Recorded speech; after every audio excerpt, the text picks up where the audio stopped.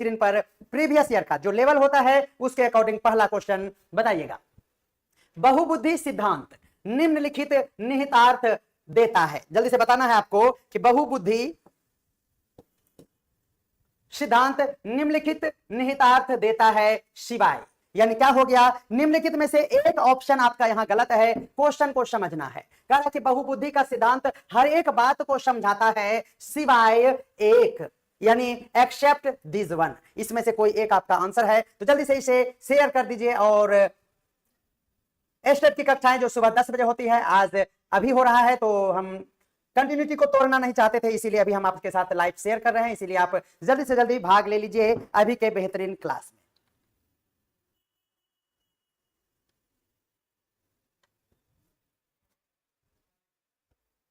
बताइएगा,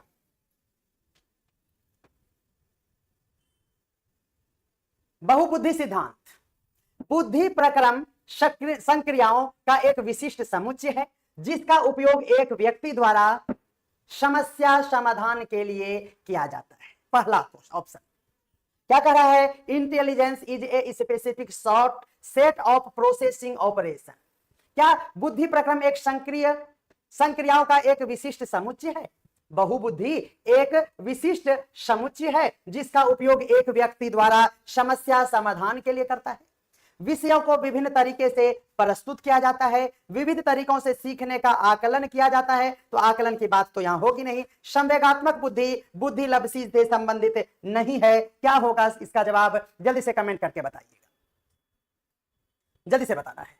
देखिए थोड़ा सा यहां पर आपको उलझन हो रहा होगा। देखिएगा, बहुबुद्धि का प्रक्रम संक्रियाओं का एक विशिष्ट समुच्चय नहीं है। ये बातें आपको यहां से नोट करने वाला है कि बहुबुद्धि का सिद्धांत मतलब आप अपने अलग अलग आयाम को, अलग अलग बुद्धि का उपयोग करते हैं किसी एक समस्या को सॉल्व करने के लिए। अगर हम लोग बहुबुद्धि सिद्धांत में क्या हो गया कि बहुबुद्धि है मतलब आप इंटेलिजेंस अप्लाई कर रहे हैं, अपने बृहत तरीके से कॉन्सेप्ट का यूटिलाइज कर रहे हैं। अगर ऐसा कर रहे हैं तो एक विशिष्ट समुच्चय है, ऐसा नहीं कर सकते हैं। यह तो बृहत है, व्यापक है, इसको एक सेट बना देना बिल्कुल गलत हो जाएगा। सेट ऑफ प्रोसेसिंग नहीं है, यह बातें ध्यान में रखना है। यह बिल्कुल डेफिनेशन से आया हुआ है, इसीलिए आपका ए नंबर बिल्कुल सही जवाब हो जाएगा। देखिए, एक सेट ऑफ समुच्चय है जिसका उपयोग एक व्यक्ति द्वारा समस्या समाधान करने के लिए, तो एक विशिष्ट समुच्चय नहीं है बल्कि यह बहुबुद्धि है जिसको हम लोग अपने अनुसार इसको यूटिलाइज करते हैं किसी भी समस्या को सॉल्व करने के लिए। तो आप बताइएगा कि क्या ए नंबर इसका बिल्कुल सही जवाब आपको लग रहा है अकॉर्डिंग टू ऑप्शन। जरूर सोचना चाहिए। विषयों को विभिन्न तरीके से प्रस्तुत करने के लिए बहुबुद्धि सिद्धांत क्या जरूरी है, तो बिल्कुल यही आपका सटीक और सही आंसर है। नेक्स्ट देखिएगा, अगला क्वेश्चन आप सभी के साथ हम शेयर कर रहे हैं। 16 वर्षीय बच्चा बुद्धि लब्धि परीक्षण में 75 अंक प्राप्त करते हैं। जैसे ही आपका बुद्धि लब्धि के आकलन से अगर आपको कोई प्रश्न पूछ दे तो आपको ध्यान में रखना है एक फॉर्मूला, और वो फॉर्मूला आप इसे ध्यान में रखिएगा, मेंटल एज, यानी जिसको हम लोग क्या बोलते हैं, जिसको बोलते हैं मानसिक आयु।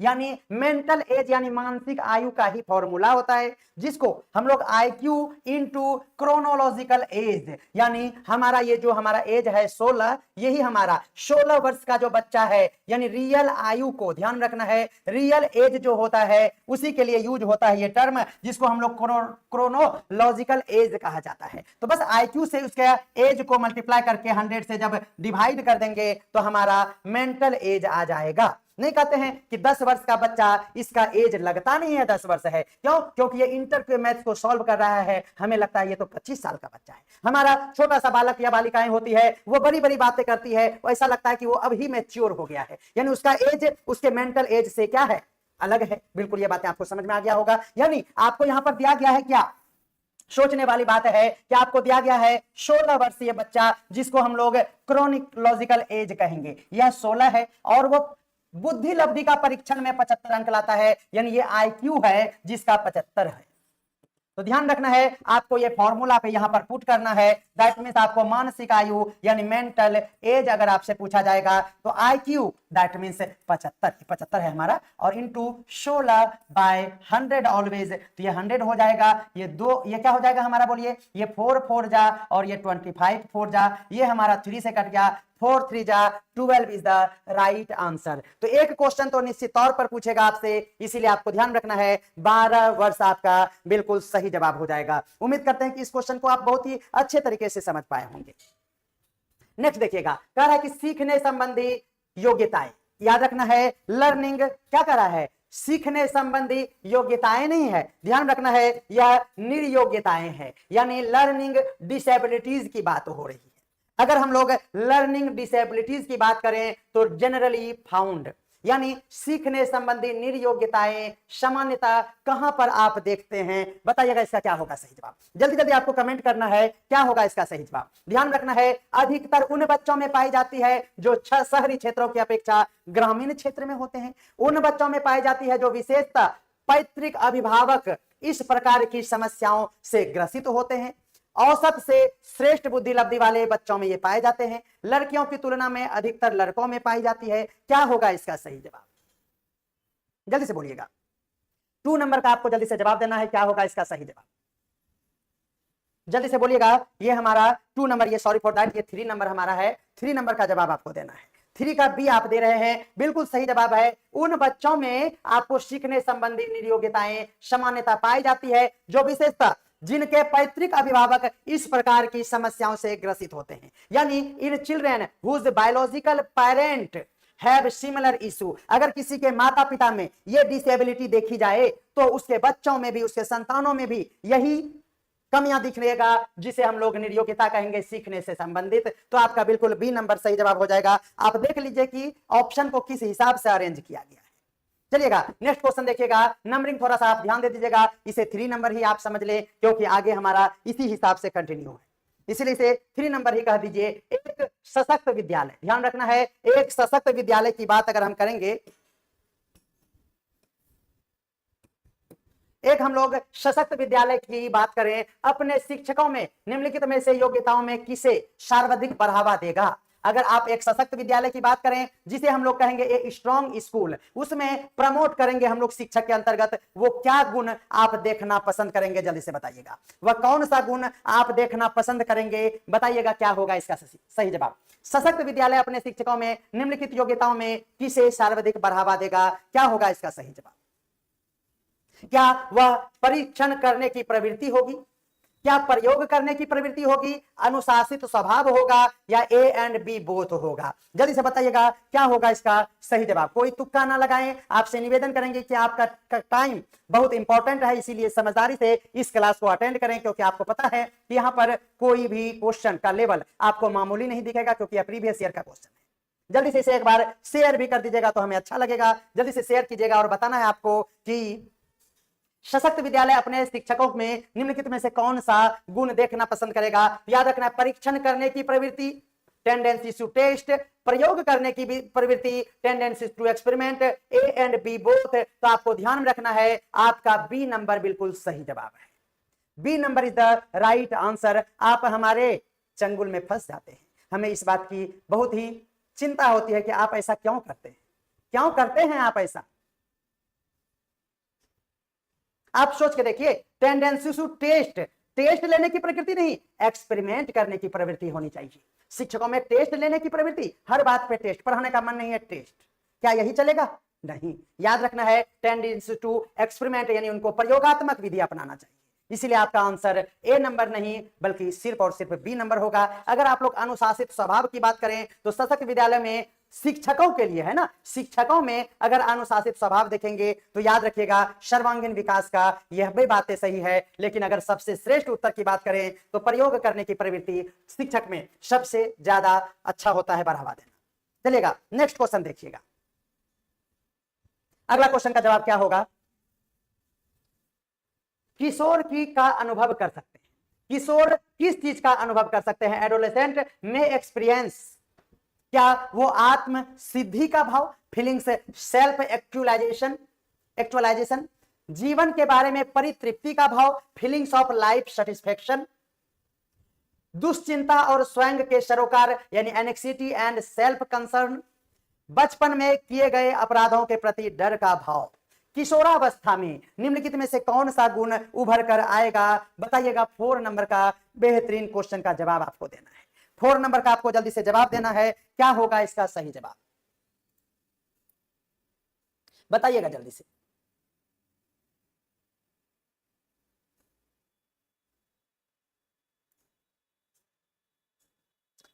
एकदम सोच समझ के जवाब देना है। हो सकता है कि आपका यह क्वेश्चन बिल्कुल निश्चित तौर पर गलत हो जाए, इसीलिए सावधानी हटी तो ठाकुर गयो। इसीलिए ठाकुर को कैसे बचाएंगे, आप जल्दी से इस पे दिमाग लगाइएगा, क्योंकि इसमें राज सर का चाल भी है, ध्यान रखना है।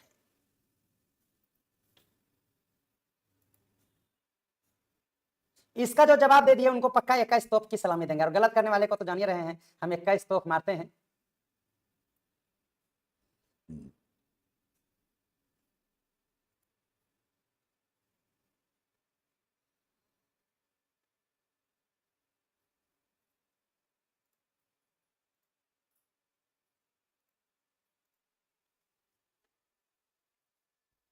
क्या होगा सही जवाब, क्लिक कीजिए उस पर, 6 पे क्लिक कीजिए, डे 6 लिखा है ना, हाँ क्लिक कीजिए, ठीक है। बताइएगा, किशोर का अनुभव, आत्म सिद्धि का भाव, 4 का ए होगा, ठीक है, 4 का ए होगा, 4 का सी भी आ रहा है, 4 का डी भी आ रहा है। किशोर इतना अच्छा नहीं होता है, आपको ध्यान रखना है। किशोर इतना शरीफ कब से आ गया कि बचपन में किए हुए अपराधों के प्रति उसमें डर का भाव होगा। वो तो बोलेगा बच्चा में मारते थे ना पापा, अभी बताते हैं हम, तो किशोरावस्था में आंधी तूफान मचाएगा, इसीलिए ये गलत हो गया। आत्मसिद्धि का भाव, फीलिंग ऑफ सेल्फ एक्चुअलाइजेशन, बिल्कुल गलत। जीवन के बारे में परितृप्ति यानी लाइफ सेटिस्फेक्शन आपको किशोरावस्था में नहीं, बिल्कुल ध्यान रखना है। किशोरावस्था में दुश्चिंता और स्वयं के सरोकार, एनेक्सिटी यानी सबसे ज्यादा उसको चिंता रहता है इस बात का, और सेल्फ कंसर्न, आत्ममुग्ध रहता है, दिन भर में 4 बार आईना देखेगा, एकदम क्या एक तो फुसरी अगर हो गया उसको खोटते खोटते भौकन्नर बना लेगा, लेकिन याद रखेगा वो अपना थोबड़ा देखना भूलेगा नहीं, याद रखना है। यही है हमारा किशोरावस्था, जहां पर दुश्चिंता यानी चिंतित होते हैं हम लोग अपने हर एक हरकतों से, लेकिन याद रखना है उसमें हम लोग सेल्फ कंसर्न हो जाते हैं, स्वयं के लिए सरोकार जिंदगी जीना चाहते हैं, और याद रखेगा इसका सी नंबर बिल्कुल सही जवाब हो जाएगा। चलिएगा, शरीर शारीरिक रूप से अक्षम बच्चों में सामान्यतः कौन सा होगा, बताइएगा जल्दी से बोलिएगा। शारीरिक रूप से अक्षम बच्चों को सामान्यतः क्या कहेंगे, यहां पर दिया गया है, बताइएगा क्या होगा सही जवाब। शारीरिक रूप से अक्षम बच्चे यानी physical challenge children usually have, उसमें क्या रहेगा बताना है आपको।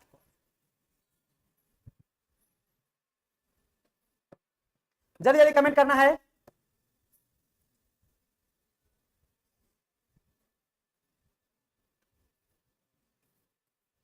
दंगा हो गया होगा इस आंसर से, इस आंसर से तो अच्छे अच्छों का दिल टूट गया होगा।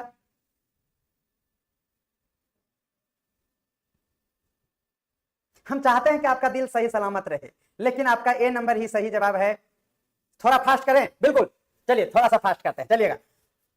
देखिए, हम ये कहना चाह रहे हैं कि शारीरिक रूप से अक्षम बच्चों को, देखिए यहां पर शारीरिक रूप से है, अगर आप सोच के देखिए, शारीरिक रूप से अक्षम बच्चों की अगर बात करें तो वह डिस्ग्राफिया यानी वो लिख नहीं पा रहा है, हाथ पैर उसका अच्छा है, शरीर में कोई कमी नहीं है, लेकिन वो लिख नहीं पा रहा है। जब वो लिखना चाहता है तो वो इस तरह से लिखता है, याद रखिएगा, वो चो को इस तरह से लिखता है, यानी लिखने में उसको परेशानी हो रहा है, जबकि उसका शारीरिक रूप से कोई परेशानी नहीं है। यहां शारीरिक रूप से उसको दिक्कत वाले बच्चों के लिए बात करें तो डिस्ग्राफिया, उसी तरह से डिस्थिसिमिया, और ये जो है ना, यह भी निश्चित तौर पे मेंटल से संबंधित है, यह आपका मस्तिष्क से संबंधित है।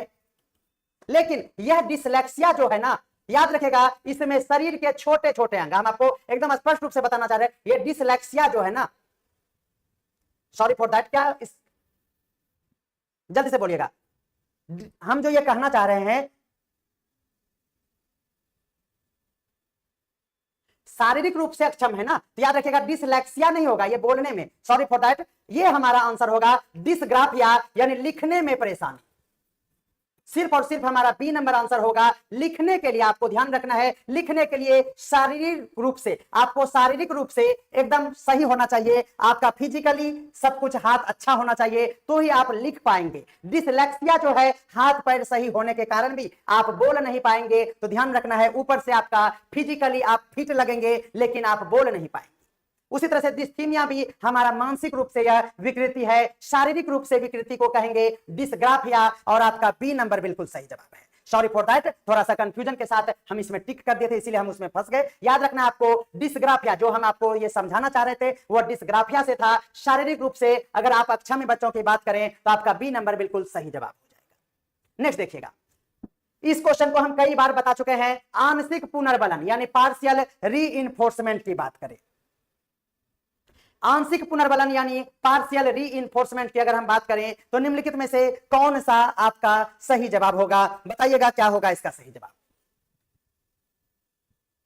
देखिए, आंशिक पुनर्बलन पशुओं को प्रशिक्षित करने में सर्वाधिक कार्य करता है, बिल्कुल गलत जवाब। सतत पुनर्बलन की अपेक्षा अधिक प्रभावी होता है, क्या होगा इसका सही जवाब?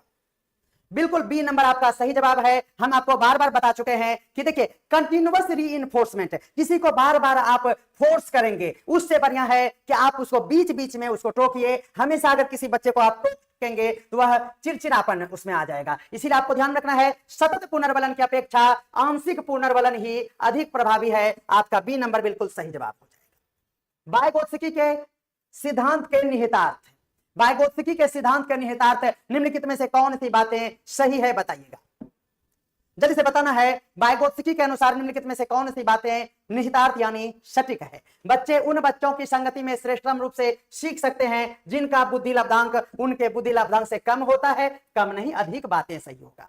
सहयोगात्मक समस्या समाधान, प्रत्येक विद्यार्थी को व्यक्तिगत रूप से, बिल्कुल गलत बात। प्रारंभिक व्याख्या के बाद कठिन सवालों को हल करना, प्रारंभिक व्याख्या के बाद कठिन सवालों को हल करने में बच्चों की सहायता ना करना, बिल्कुल गलत। देखिए यहाँ पे ना करना बिल्कुल गलत जवाब हो जाएगा। इंग्लिश में देखिए नोट लगा हुआ है, इसीलिए गलत जवाब हो जाएगा। आपका बी नंबर बिल्कुल सही जवाब है। अगर हम लोग सहयोगात्मक रूप से किसी समस्या को समाधान करेंगे तो वाइगोत्स्की ने यही सिद्धांत दिया है लर्निंग के लिए, बिल्कुल ध्यान रखना है। बहुत ही बेहतरीन क्वेश्चन है, आप इसे जरूर सोचिएगा। क्या होगा इसका जवाब? कह रहा है कि मनिका जो गणित की शिक्षिका है, राधिका से एक प्रश्न पूछती है।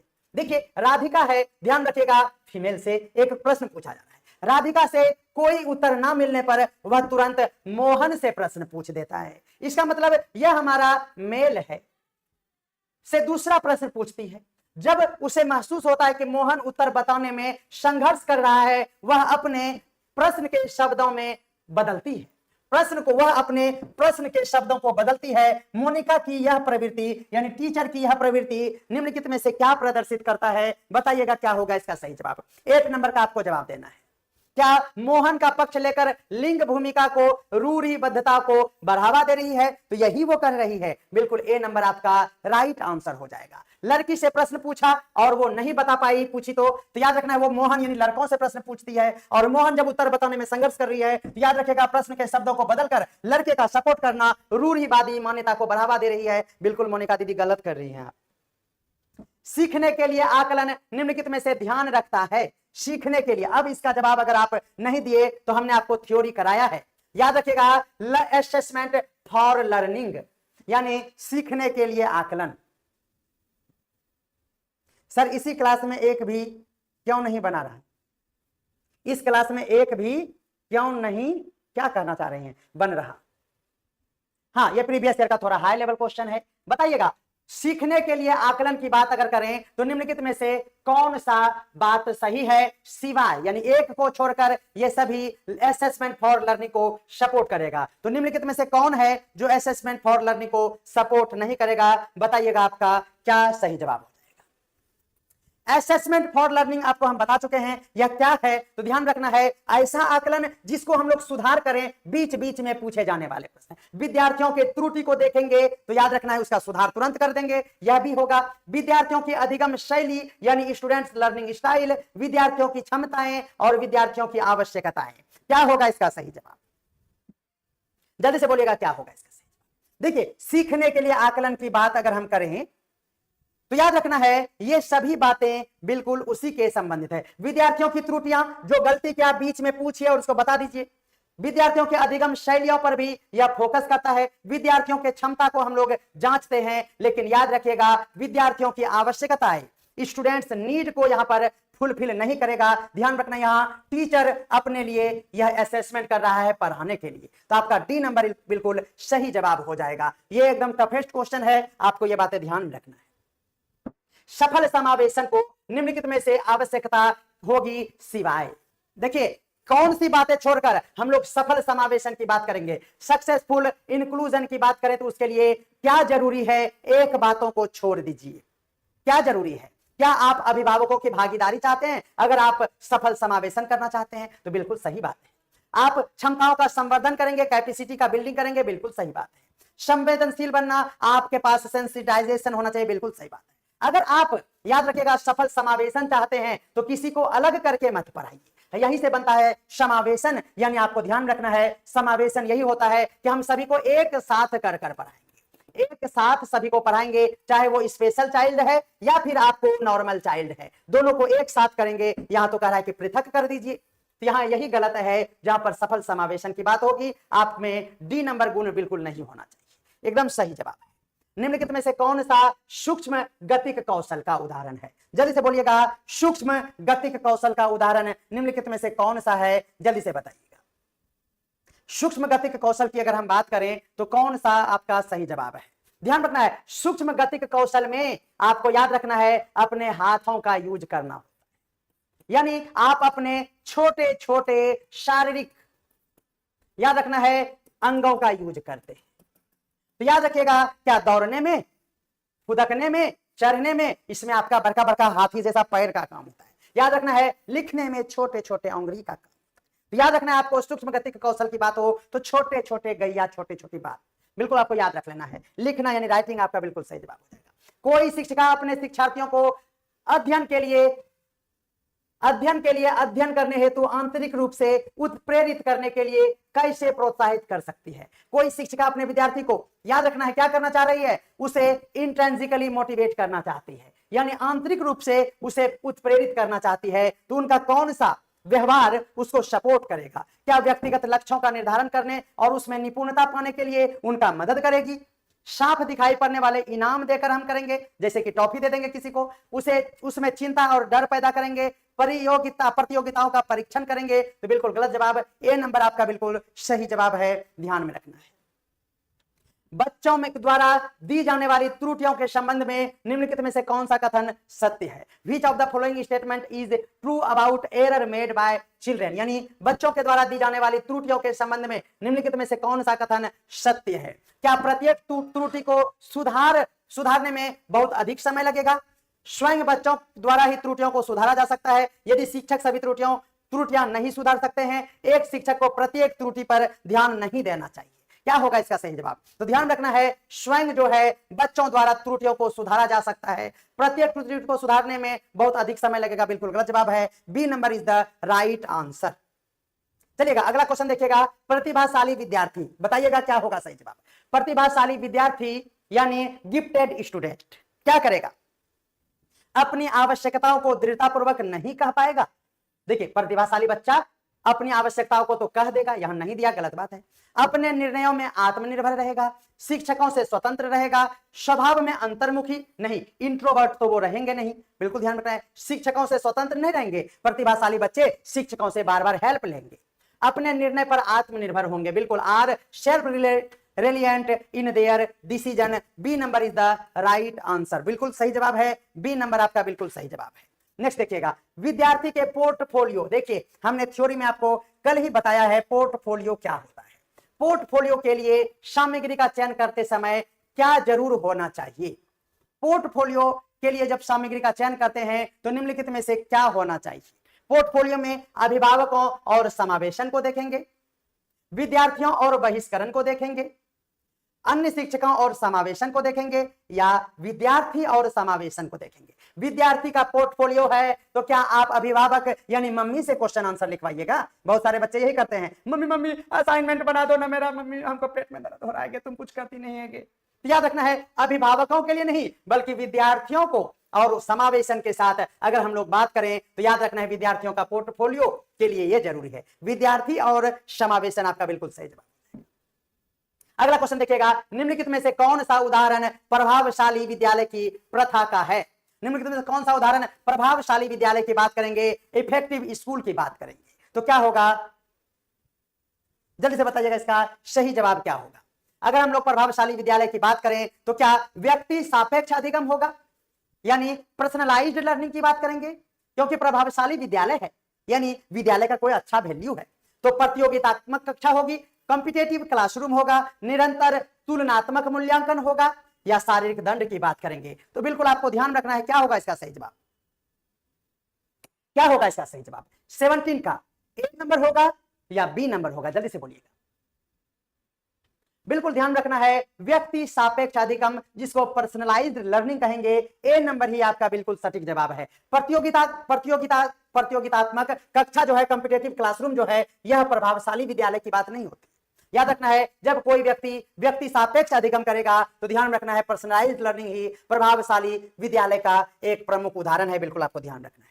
वे शिक्षार्थी जो समृद्ध ज्ञान और शैक्षणिक क्षमताओं को हार्दिक इच्छा प्रदर्शित करता है, उसके पास निम्नलिखित में से क्या होगा।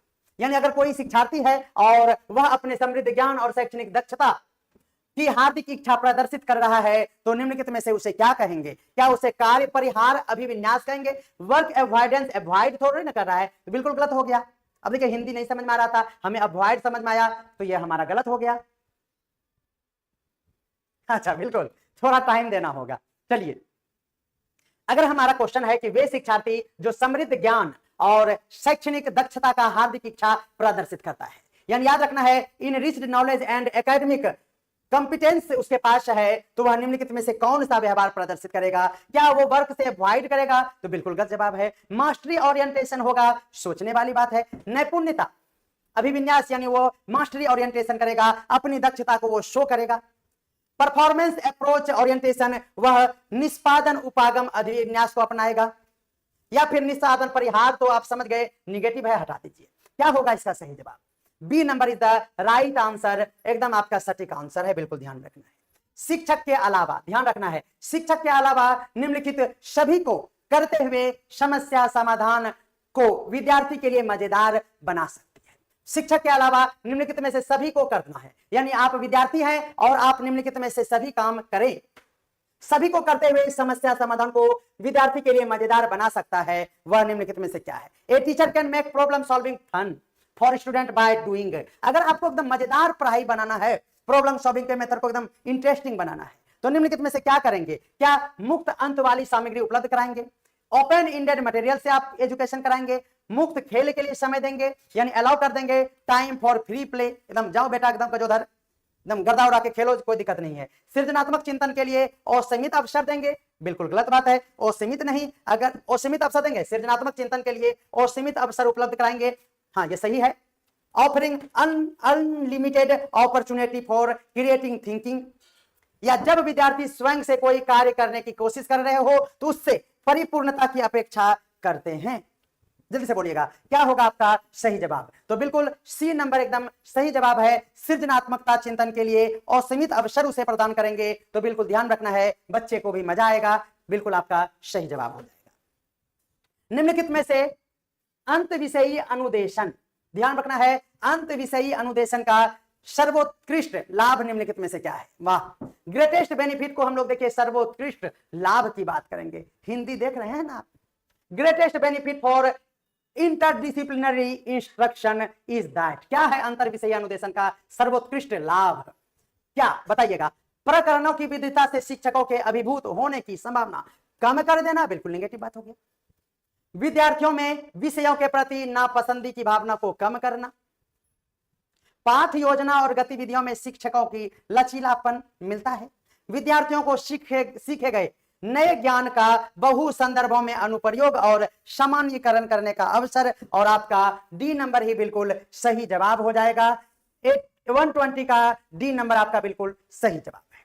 कह रहा है कि बुद्धि लब्धि मापन के जन्मदाता, जी हाँ, who is the father of intelligence quotient, जल्दी से बताइएगा आईक्यू के जन्मदाता यानी फादर ऑफ आईक्यू निम्नलिखित में से कौन है, जल्दी से बताइएगा। क्या वो विलियम स्टर्न थे, या फिर बीनेट थे या फिर वो टर्मैन थे या फिर होगा इसमें नन ऑफ दिस। तो ध्यान दीजिएगा क्वेश्चन में नन ऑफ दिस भी है, तो आपको थोड़ा सा सावधान भी रहना है। जल्दी से बताइएगा आईक्यू के जन्मदाता निम्नलिखित में से कौन थे? तो जी हाँ, याद रखना है आपका first number answer A number हो जाएगा। क्या होगा आंसर? तो William eastern is the right answer. ठीक है ना, हम ये कहेंगे कि बुद्धि लब्धि की बात होगी, क्या होगा? तो याद रखना है, हम लोग कहते हैं कि विलियन बना रहे हैं किसी भी चीज का, तो हम कहते हैं कि दिमाग रत्ती भर में नहीं है, विलियन में चीनी पानी मिलाया जाता है। बोलेंगे चीनी मिलाया जाता है सर, पानी तो पहले से ही था। तो याद रखना है विलियन यानी विलियम, और इसके लिए बुद्धि चाहिए। क्या? तो विलियन ये में आपको विलायक और विलेय होता है ना, तो याद रखेगा विलियम से विलियम बनाने का आपके पास क्या होना चाहिए? बुद्धि होना चाहिए। तो विलियम ईस्टर्न आपका बिल्कुल सही जवाब हो जाएगा। जल्दी से इस क्वेश्चन को सावधानी से पढ़िए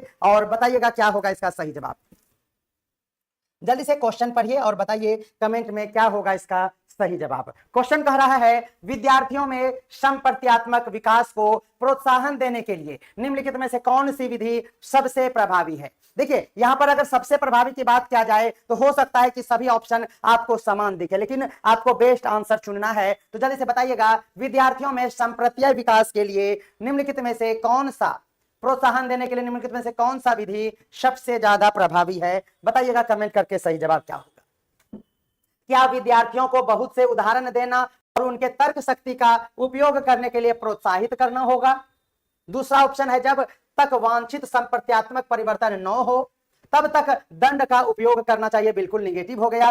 पुराने प्रत्यय यानी पुराने कॉन्सेप्ट को के किसी संदर्भ के बिना किसी नए प्रत्यय को अपने आप समझा जाना चाहिए, या फिर याद करके विद्यार्थियों के गलत विचारों को सही विचारों से बदलने का प्रयास करना चाहिए। क्या होगा आपका सही जवाब?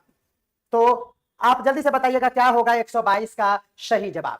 देखिए यहां पर द बेस्ट आंसर यही है, ए नंबर। क्या कह रहा है कि विद्यार्थियों को बहुत से उदाहरण समझाना चाहिए, है ना। नहीं समझ रहा है अगर कोई बच्चा तो उसे बार बार आप उदाहरण दीजिए, वो उदाहरण से बहुत ही खुशी पूर्वक और सरलता से वह किसी भी कॉन्सेप्ट को गेन कर लेगा। और ध्यान रखना है उन्हें तर्क शक्ति का उपयोग करने के लिए सबसे पॉजिटिव लाइन यही है, तर्क शक्ति का उपयोग करने के लिए क्या करना चाहिए? प्रोत्साहित करना चाहिए। यहां पर ऑप्शन को भी अगर छाटेंगे, जो भी सी और डी अलग अलग जवाब दे रहे हैं, यहां देखिए तो उसे तब तक दंड का उपयोग करना चाहिए, 100% निगेटिव।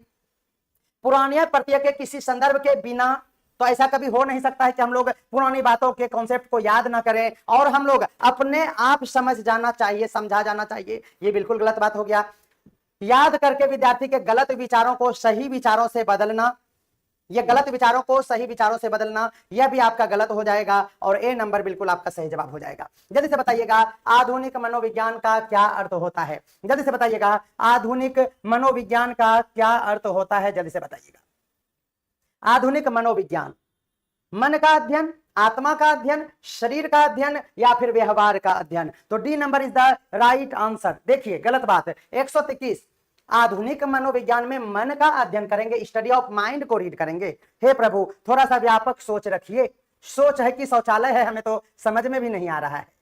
जल्दी से बताइएगा ये सोच है या शौचालय? बताइए। तो मन का अध्ययन करेंगे, माइंड रीड करने वाला निगेटिव कहलाता है कॉन्सेप्ट, आप भी समझ सकते हैं। माइंड को अगर आप रीड कर रहे हैं ना, दैट इज निगेटिव वर्ड, है ना। माइंड रीड करना, माइंड वॉश करना, ये ब्रेन वॉश कहलाता है और ये से अच्छा नहीं समझा जाता है। तो याद रखना है व्यवहार का अगर अध्ययन करते हैं तो इसे आधुनिक मनोविज्ञान यानी मॉडर्न साइकोलॉजी कहेंगे। बिल्कुल आपका शैक्षणिक और शिक्षा शास्त्रीय जवाब होना चाहिए, ठीक है ना। आगे हम लोग बढ़ते हैं।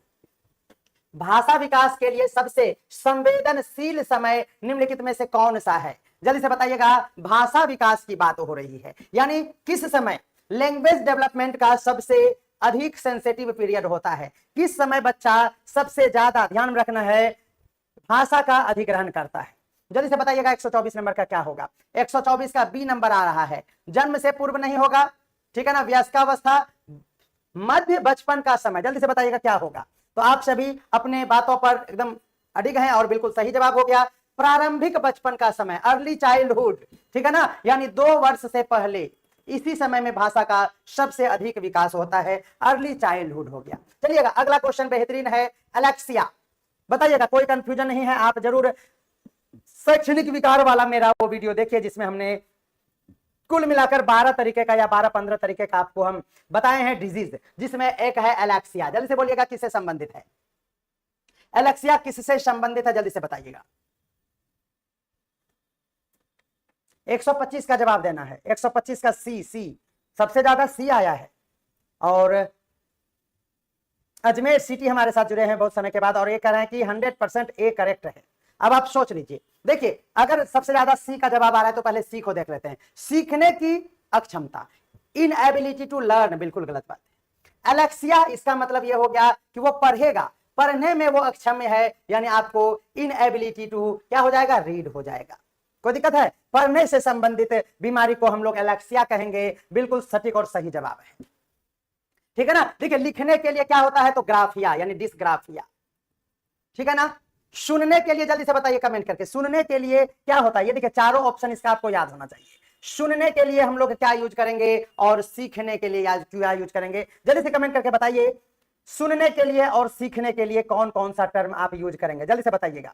125 में हमारे सवाल का जवाब जल्दी से कमेंट करिए। क्या होगा, पढ़ने के लिए आपको एलेक्सिया याद रखना है, पढ़ने के लिए आपको एलेक्सिया, ठीक है। लिखने के लिए डिस्ग्राफिया और सीखने की क्षमता, जल्दी से बोलिए। नहीं सर आप भूल गए, नहीं अजमेर सिटी जी, आपको हम कैसे भूल सकते हैं। तुझे भूलना तो चाहा नहीं, फिर भी भुला न पाए, न भूलना चाहे थे न भूलेंगे, टेंशन। जल्दी से बताइए, इसका कमेंट में आप जवाब दे दीजिए, हम आपके आंसर को एक्सप्लेन करते हुए रिकमेंट जल्दी से करेंगे। जल्दी से चलिएगा, अगला चलिएगा, ले वाइगोत्स्की। देखिए हमारा वीडियो आप थ्योरी वाला जरूर देखा कीजिए, है ना। अभी असमंजस की स्थिति बनी हुई है कि टेस्ट होगा या नहीं होगा, लेकिन आपको अपना 1 घंटा का समय देना है ताकि क्या हो, ध्यान रखना है कि अगर कोई बदलाव होता है तो आप उस परिस्थिति के लिए भी तैयार रहेंगे। चलिएगा, ले वाइगोत्स्की, ठीक है। ले वाइगोत्स्की के अनुसार संज्ञानात्मक विकास का मूल कारण क्या है, जल्दी से बताइएगा। ले वाइगोत्स्की के अनुसार संज्ञानात्मक विकास का मूल कारण क्या है। मानसिक प्रारूपों में समायोजन, उद्दीपक अनुक्रिया का युग्मन, संतुलन और सामाजिक अन्योन्य क्रियाएं। जल्दी से बोलिएगा, क्या होगा आपका संज्ञानात्मक विकास। जैसे ही वाइगोत्स्की आए, हमने आपको कहा था वायु यानी वाइगोत्स्की, और आपको वायु मतलब हवा, और हवा तो तभी लगेगा जब आप घर से निकलेंगे। तो घर से निकलकर कहां जाएंगे, बाथरूम नहीं, समाज जाएंगे। तो बिल्कुल जैसे ही वाइगोत्स्की का नाम हो, आप ऑप्शन में ढूंढेंगे सामाजिकरण। क्या यूज करेंगे, समाज से संबंधित जो ऑप्शन होगा। वाइगोत्स्की के लिए वायु, वायु मींस हवा, और हवा तो आपको घर में लग नहीं रहा है, आप समाज की ओर निकल जाइए। तो सामाजिक अन्योन्य क्रियाएं वाइगोत्स्की के अनुसार संज्ञानात्मक विकास आपका बिल्कुल सही जवाब हो जाएगा। Social is the right answer. बोलिए कोई दिक्कत है, आपको बेहतरीन तरीके से यह समझ में आ जाएगा, कभी भी कोई क्वेश्चन हो आपको कंफ्यूजन नहीं होगा। आगे देखते हैं, शिक्षा मनोविज्ञान की उत्पत्ति का वर्ष कौन सा माना जाता है। यह माना जाता है मतलब कोई सटीक जानकारी तो नहीं है, लेकिन प्रीवियस ईयर में इस तरह का क्वेश्चन पूछा गया, जहां पर क्वेश्चन पूछा गया कि शिक्षा मनोविज्ञान का उत्पत्ति किस वर्ष से माना जाता है, यानी शिक्षा विज्ञान के क्षेत्र में कब से कार्य करना शुरू किया, यह आपसे क्वेश्चन पूछा जा रहा है। 127 का जवाब जल्दी से दीजिएगा, क्या होगा। 127 में अगर हम बात करें तो आप देख सकते हैं क्या है, 1947, 1920, 1940 क्या होगा। तो देखिए यहां पर डिफेंस हम लोगों को करना चाहिए, क्या करना चाहिए, तो 1900 ईस्वी, बिल्कुल 1900 AD। कोई दिक्कत है, 1900 ईस्वी से इसका विकास प्रारंभ होता है, आपको ये बातें ध्यान में रखना है। पियाजे के औपचारिक संक्रियात्मक अवस्था सभी को पता है ना, क्या, तो फॉर्मल ऑपरेशनल स्टेज, ठीक है। औपचारिक संक्रियात्मक अवस्था बालक के किस आयु से संबंधित है, जल्दी से बताइएगा। फॉर्मल ऑपरेशन, जल्दी से बताना है क्या होगा फॉर्मल ऑपरेशन।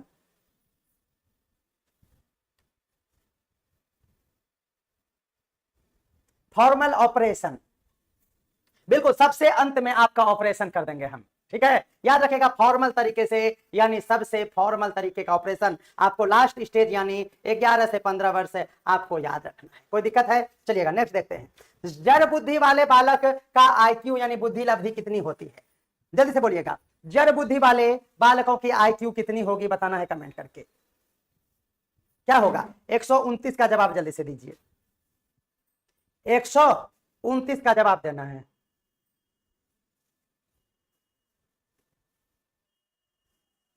जल्दी से 129 का जवाब देना है।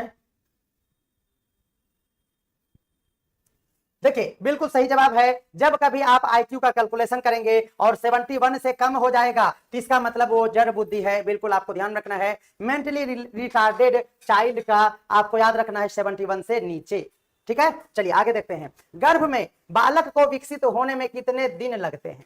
जल्दी से बताइएगा, गर्भ में बालक को विकसित होने में कितने दिन का समय लगता है? बेहतरीन क्वेश्चन, चलिएगा सभी इसे बता सकते हैं, बेहतरीन क्वेश्चन है। आपसे क्वेश्चन पूछा गया कि गर्भावस्था में जब बालक गर्भ में रहते हैं तो उन्हें कितने दिन लगते हैं विकसित होने में? क्या होगा इसका सही जवाब? बी नंबर बिल्कुल सही जवाब है, 280 इज द राइट आंसर। कोई दिक्कत है? 280 दिन। नवजात शिशु का भार, जल्दी से बताइएगा, नवजात शिशु का भार कितना होगा? नवजात शिशु का भार, चलिए 131 नंबर पर हम लोग आ चुके हैं। नवजात शिशु का भार निम्नलिखित में से क्या होगा? 131 का जल्दी से बताइएगा क्या होगा? 7 pound is the right answer, बिल्कुल सही बात है। याद रखिएगा, नवजात शिशु की मम्मी 7 रोटी खाती है।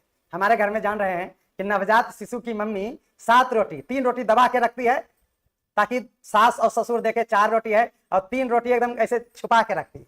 अब बाद में जब 3 रोटी खत्म हो जाता है तब एक बचता है थाली में और अलग से 3 ठो लेती है, तो फिर 4 हो जाता है। मतलब इतने देर से 4 रोटी है आपके थाली में, कहते आपके जैसा नहीं है हम दलिदर जो जल्दी से खा लेंगे। याद रखना है, नवजात शिशु के लिए 7 पाउंड, नवजात शिशु की मम्मी कई रोटी खाती है? 7 रोटी। तो 7 pound is the right answer. Next चलिएगा, हाँ कोई दिक्कत है? चलिएगा आगे बढ़ते हैं हम लोग। बुद्धि के बहुकारक सिद्धांत, बुद्धि के बहुकारक सिद्धांत का प्रतिपादक किसने किया है? जल्दी से बताइएगा, बुद्धि के बहुकारक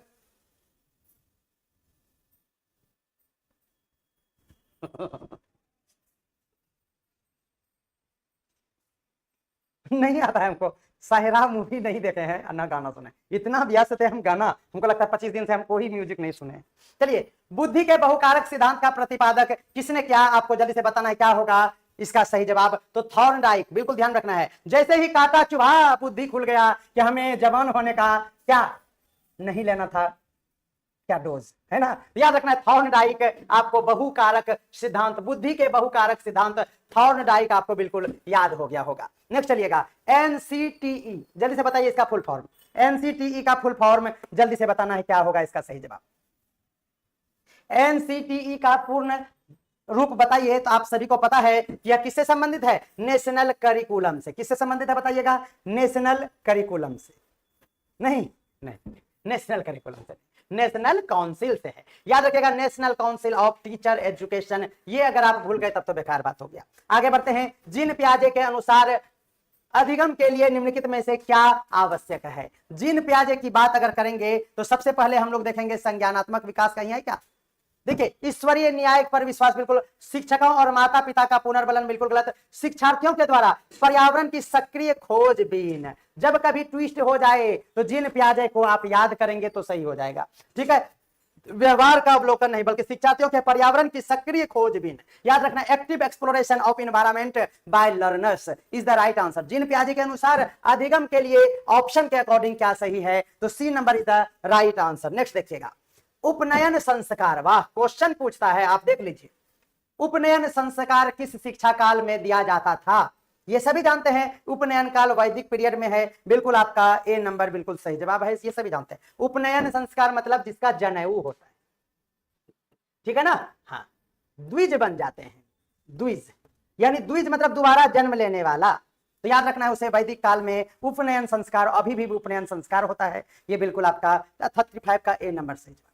यदि छात्र अधिकांश कार्य स्वयं के हाथों से ही करेगा तो छात्र में निम्नलिखित में से कौन सी प्रवृत्ति का बढ़ोतरी होगा? यदि छात्र अधिकांश कार्य स्वयं ही अपने हाथों से करना जानता है तो जल्दी से बताइएगा वह निम्नलिखित में से क्या कर रहा है? शारीरिक शक्ति का विकास, मानसिक शक्ति का विकास, परिश्रम करने की भावना को जागृत कर रहा है, आत्मनिर्भरता पैदा कर रहा है। देखिए, सभी समान अर्थक है। मानसिक शक्ति का विकास काट दीजिए तो ए, सी और डी सभी हमें सही लग रहा है। बेस्ट आंसर आपको जल्दी से चुनना है। क्या होगा आप इसमें आप बताइए। और आपको नैरो माइंड सेट से नहीं बल्कि ब्रॉड माइंड सेट से आपको सोचना और समझना है। तो क्या हो जाएगा 136 का? तो बोलिए डी नंबर होगा कि नहीं? शारीरिक शक्ति क्या बॉडी बना रहा है? परिश्रम करने की भावना नहीं बल्कि आत्मनिर्भर हो रहा है। जा, तेरे हाथों का मैं पानी नहीं पीऊंगा, आत्मनिर्भर। चलिए, निम्नलिखित में से जन्मजात अभिप्रेरक कौन है? निम्नलिखित में से जन्मजात अभिप्रेरक कौन है, बताइएगा। जन्मजात अभिप्रेरक कौन है, जल्दी से बताइएगा। जो जन्म से ही आपको डिस्टर्ब करेगा वो जन्मजात अभिप्रेरक होगा।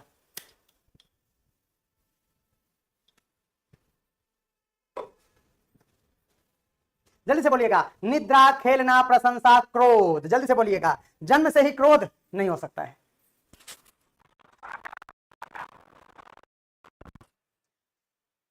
निद्रा, खेलना, प्रशंसा और क्रोध जन्मजात क्रियाएं। अगर इसका कोई गलत जवाब दे दिए, बिल्कुल A number is the right answer. कोई दिक्कत है?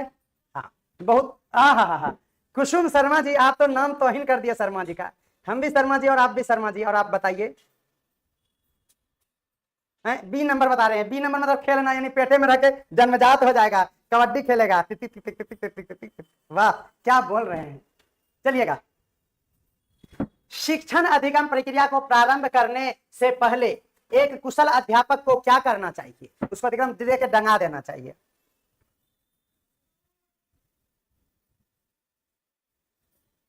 कह रहा है कि सर इस जन्म में लाइब्रेरी आएगा कि नहीं। देखिए ऐसा नोटिफिकेशन आने वाला है ना कि सदमे में हम लोग चले जाएंगे। देखिए टीआरई, पता नहीं आचार संहिता से पहले ये कैसे करा लेंगे नीतीश बाबू। और इसके साथ ही आप देखे होंगे ऐसा लिखा है, ऐसा लिख दिया है टीआरई, और ऐसा तीर मारले है ब्लू कलर का, है ना। और इधर लिखा है लाइब्रेरी, और नीतीश बाबू का यहाँ पर झोपड़ी है।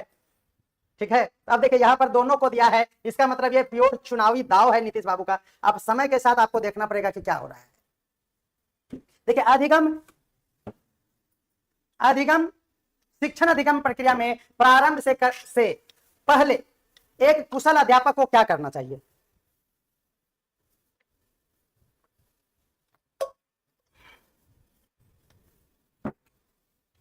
क्वेश्चन आपके अकॉर्डिंग है। सी नंबर आंसर आ रहा है। सी नंबर आ रहा है। देखते हैं। अधिगम परिस्थिति उत्पन्न करना चाहिए। बिल्कुल एक लर्निंग सिचुएशन को क्रिएट करना चाहिए। आप कहेंगे सर चुटकुला सुनाना चाहिए, ठीक है ना। और कोई मास्टर तो आता है कन्या से झगड़ा करके, और क्या करता है, सबसे पहले कूटता है बच्चे को। नहीं, हाथ साफ करने के लिए, मतलब एक्सरसाइज घर में नहीं किया तो बच्चे को पहले आके कूटा। ठीक है, तो ये हो जाएगा C number is the right answer. चलिएगा अगला है हमारे पास साइजोइक वर्ग में किस प्रकार के बालक आते हैं, जल्दी से बताइएगा। साइजोइक, इसको बोलते हैं साइजोइड कैटेगरी है जिसमें बच्चे कैसा रहते हैं, जल्दी से बता लीजिए। तो याद रखना है ये क्या है, दुबले पतले और लंबे शरीर वाले बच्चे साइजोइड में आता है। ये बातें आपको ध्यान रखना है, ठीक है ना। याद कर लीजिए इस टर्म को। कह रहा है कि समूह कार्य से पहले पर्यावरण अध्ययन कर रहे बच्चों की सामाजिक व्यक्ति और की विशेषता के आकलन के लिए निम्नलिखित में से कौन सा उपकरण सर्वाधिक उपयुक्त होगा? समूह कार्य से पर्यावरण अध्ययन कर रहे बच्चे सामूहिक गतिविधियों से, यानी आपको याद रखना है क्या कर रहा है, वो पर्यावरण का अध्ययन कर रहा है। तो सामाजिक व्यक्तिक विशेषताओं के आकलन के लिए कौन सा उपकरण सर्वाधिक उपयोग होगा? दत्त कार्य यानी असाइनमेंट बनाना, कागज पेंसिल का परीक्षण करना, ऑरल टेस्ट देना, निर्धारण मापनिया यानी rating scale, oral question, paper pencil test या फिर असाइनमेंट। पर्यावरण अध्ययन के लिए निम्नलिखित में से क्या जरूरी है, बता दीजिए। बेहतरीन क्वेश्चन है, जहां पर कंफ्यूजन आपको हो रहा है। क्या होगा इसका सही जवाब? इसमें तो सभी तुक्का लगा रहे हैं। नीतीश गया पानी में छपाक छपाक। अच्छा, मौखिक कार्य ए नंबर भी आ रहा है, काफी कंफ्यूजन भरा क्वेश्चन है। ध्यान में, समूह कार्य से पर्यावरण अध्ययन कर रहे बच्चों की सामाजिक व्यक्तिक विशेषता के आकलन करना है के लिए निम्नलिखित में से कौन सा कार्य आकलन करना है? आप सोच के देखिए। तो मौखिक प्रश्न पूछेंगे या फिर निर्धारण मापनिया। बिल्कुल C number is the right answer. कोई दिक्कत है? चलिएगा नेक्स्ट क्वेश्चन देखिएगा। अपराधी बालक कौन होते हैं?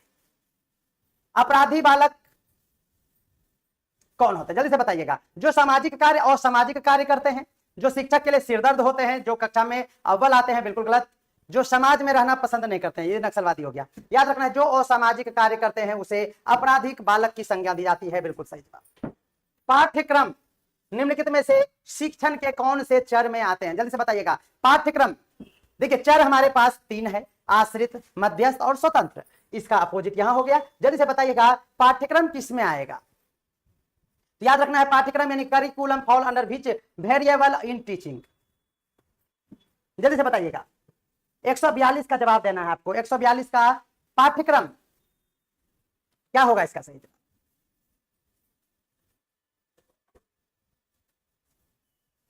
ए नंबर आ रहा है, किसी का सी नंबर भी आ रहा है। 142 का ए भी आ रहा है और सी भी आ रहा है। सी को लॉक करना चाहिए, बिल्कुल इंडिपेंडेंट वेरिएबल है, यह स्वतंत्र है, यह किसी स्वतंत्र चर यानी यह किसी पर डिपेंड नहीं है, इसलिए आश्रित नहीं कह के इंडिपेंडेंट पर जाएंगे। पाठ्यक्रम एक इंडिपेंडेंट वेरिएबल है। चलिए, स्मिथ ने शिक्षण की त्रिध्रुवीय प्रक्रिया में कार्यवाहक माना है निम्नलिखित में से किसे? त्रिध्रुवीय प्रक्रिया हम अच्छे से समझा चुके हैं थ्योरी क्लास में, इसीलिए आपको कोई कंफ्यूजन नहीं होना चाहिए।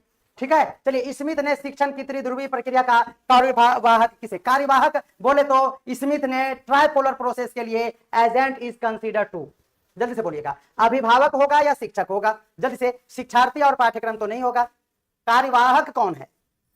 अभिभावक या फिर टीचर? तो बिल्कुल आपको ध्यान रखना है, आपका आंसर क्या हो जाएगा? टीचर होगा, बालक को नहीं, बालक इसमें है ही नहीं ऑप्शन में। स्मिथ ने शिक्षक के त्रिध्रुव में कार्यवाहक के रूप में शिक्षक को माना है, टीचर आपका बिल्कुल सही जवाब हो जाएगा। नेक्स्ट देखिएगा, बहुत ही लंबा चौड़ा क्वेश्चन है, ध्यान से पढ़िएगा। निम्नलिखित सभी कथन पर्यावरण अध्ययन में सामूहिक रूप से क्रियाकलापों में संलग्न शिक्षकों और विद्यार्थियों के पक्ष में तर्क प्रस्तुत करते हैं। केवल एक कथन छोड़ दीजिए, वह कथन कौन सा छोड़ने लायक है जो कि पर्यावरण अध्ययन में सामूहिक रूप से क्रियाकलापों में संलग्न शिक्षकों और विद्यार्थियों के पक्ष को तर्क प्रस्तुत नहीं करते? बच्चे परस्पर सामंजस्य और सहयोग करेंगे, ये सही बात है।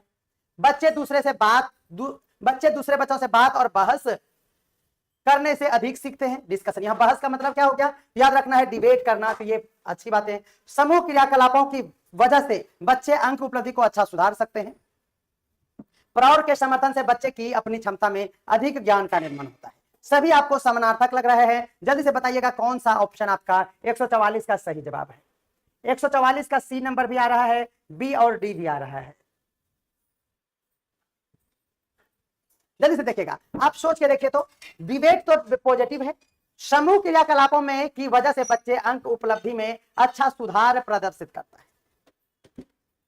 क्या सी नंबर को लॉक किया जाए? सी नंबर एकदम बिल्कुल सही जवाब है। कहा कि अगर पर्यावरण अध्ययन में सामूहिक रूप से क्रियाकलाप में संलग्न शिक्षकों और विद्यार्थियों के पक्ष में तर्क प्रस्तुत करते हैं तो केवल एक कथन छोड़ दीजिए, और वो यही है कि अंक उपलब्धि की यहां बात कर दिया, इसीलिए ये आंसर हमारा बिल्कुल गलत जवाब है। नेक्स्ट देखिएगा, तत्परता का नियम, जल्दी से बताइएगा किसने दिया तत्परता का नियम? कई बार हम बता चुके हैं तत्परता का नियम किसने दिया है। तत्परता का नियम निम्नलिखित में से किसने दिया है? जल्दी से बताइएगा, तो आपका आंसर हो जाएगा थॉर्नडाइक। क्या हो जाएगा? Thorndike is the right answer. आगे देखिएगा, रॉस ने संवेग को कितने प्रकार में बांटा है? रॉस महोदय ने संवेग यानी इमोशन को कितने टाइप में बांटा है? तो आपको ध्यान रखना है कुल मिलाकर 3, और वो 3 है ज्ञानात्मक, भावनात्मक और क्रियात्मक। याद रखिएगा, भावनात्मक, ज्ञानात्मक और क्रियात्मक ये रॉस महोदय का है, बिल्कुल आपको याद रखना है, 3 प्रकार में बांटा है। भारत के संविधान में किसके लिए निःशुल्क एवं अनिवार्य शिक्षा कर दी गई है? किसके लिए निःशुल्क एंड अनिवार्य शिक्षा है? जल्दी से बताइएगा, जल्दी से बताना इसका सही। तो याद रखना, सभी जानते हैं 14 वर्ष तक के सभी बच्चों के लिए, कंफ्यूजन ना हो, 14 वर्ष याद रखिएगा। अभिप्रेरणा की व्याख्या जन्मजात मूल प्रवृत्तियों के आधार पर की जाती है, यह बातें किसने कहा है? अभिप्रेरणा की व्याख्या की बात करें और जन्मजात मूल प्रवृत्ति की अगर बात होगी तो याद रखना है, आपको एक ही नाम याद रखना है, वह हो जाएगा हमारा मैकडूगल साहब। क्या होगा? मैकडूगल साहब ने ही कहा है अभिप्रेरणा की व्याख्या जन्मजात मूल प्रवृत्तियों के आधार पर की जाती है, इसीलिए आपका ए नंबर बिल्कुल सही जवाब हो जाएगा। चलिए, हार्वर्ड गार्डनर, देखिए गार्डनर का सिद्धांत हम पढ़ा चुके हैं, बहुबुद्धि सिद्धांत। देखिए हम बोले थे ना, गार्डनर में गार्डन में बैठ के आप बहुत बुद्धि लगाते हैं, तो याद रखना है क्या होगा? हार्वर्ड गार्डनर ने बहुबुद्धि का सिद्धांत दिया। इसमें वो क्या बताते हैं? शिक्षक को चाहिए कि विषय वस्तु को वैकल्पिक विधियां, बिल्कुल गलत, पहले ही ये गलत हो गया, जल्दी से बोलिएगा। शिक्षक को चाहिए कि विषय वस्तु को वैकल्पिक विधियों से पढ़ाने के लिए बहुबुद्धि को एक रूपरेखा के तहत ग्रहण करे। क्षमता भाग्य है, यह निगेटिव बात होगा। हर बच्चे को प्रत्येक विषय की 8 भिन्न तरीके से पढ़ाया जाना चाहिए। हाँ, बाबू का नौकर है। बुद्धि को केवल लगा देना हम बताए हैं कि आपका गलत हो जाएगा। बुद्धि को केवल आईक्यू परीक्षा से ही निर्धारित किया जाता है। सब तो निगेटिव है, इसका मतलब बचा हुआ आपका पॉजिटिव आंसर है। हम आपको ये बता दिए हैं कि अगर आपको ना समझ में आए तो आप ऑप्शन को इलिमिनेट करें, और इलिमिनेशन मेथड से जब आप क्वेश्चन को सॉल्व करेंगे तो आपका एक भी क्वेश्चन गलत नहीं होगा। यह बातें आपको एकदम अच्छे से ध्यान में रखना है। नियम से उदाहरण की ओर जा रहे हैं। पहला था उदाहरण से उ और उ से ओ आगमन, हम पढ़ा दिए हैं। इसका उल्टा पहले नियम तो निगमन, बिल्कुल सही। असेसमेंट ऑफ लर्निंग, यानी आपको याद रखना है ऑफ लगा हुआ है यानी अधिगम का मूल्यांकन। ऑफ मतलब हिंदी में यहां लिखा हुआ नहीं है, मैं लिख दे रहा हूं। देखिए इसको कहते हैं अधिगम, ऑफ है इसका मतलब का मूल्यांकन। का मुख्य उद्देश्य निम्नलिखित में से कौन सा है, बताइएगा आपको क्या होगा सही जवाब। सर लाइब्रेरी साइंस का ज्यादा क्लास कराइए प्लीज। लाइब्रेरी साइंस का डेली 2 क्लास लाइब्रेरी साइंस को का आपको मिल रहा है और यह सफिशियंट है। अगर जरूरत हुई तो जरूर हम लोग और भी उसको आगे बढ़ाएंगे, बिल्कुल चिंता नहीं करना है। चलिएगा बताना है आपको असेसमेंट ऑफ लर्निंग बोले तो अधिगम का मूल्यांकन के लिए आपको बताना है इसका मुख्य उद्देश्य क्या है। क्या होगा आपका मुख्य उद्देश्य? सी नंबर आ रहा है, ए नंबर भी आंसर आ रहा है, C number. Assessment of learning यानी इसको हम लोग क्या कहेंगे बताइएगा? छात्रों का आत्म मूल्यांकन द्वारा सीखना या फिर अंतिम निर्णय लेना, जल्दी से बताइएगा। तो बिल्कुल आपका सही जवाब है C number is the right answer, बिल्कुल कोई डाउट नहीं होना चाहिए, सी नंबर आपका बिल्कुल सही जवाब है। चलिएगा असेसमेंट फॉर लर्निंग का मतलब फिर क्या हुआ? असेसमेंट फॉर लर्निंग का मतलब क्या हुआ, जल्दी से बताइएगा। अधिगम के लिए मूल्यांकन, जब हम लोग बात करें अधिगम के लिए मूल्यांकन तब क्या होगा, जल्दी से बोलिएगा। अधिगम के लिए मूल्यांकन की अगर बात करें तो क्या होगा? तो बिल्कुल सीखने की प्रक्रिया के दौरान जो उसमें सहायता प्रदान करे, ऐसा इवेल्युएशन, ऐसा असेसमेंट जो सीखने के प्रक्रिया के दौरान होता है और उससे सीखने की प्रक्रिया में सहायता मिलती है, उसी को कहते हैं असेसमेंट फॉर लर्निंग। यानी ऐसा मूल्यांकन जो कि आपको सीखने के लिए होता है। बिल्कुल आपका सी नंबर बिल्कुल सही जवाब हो जाएगा।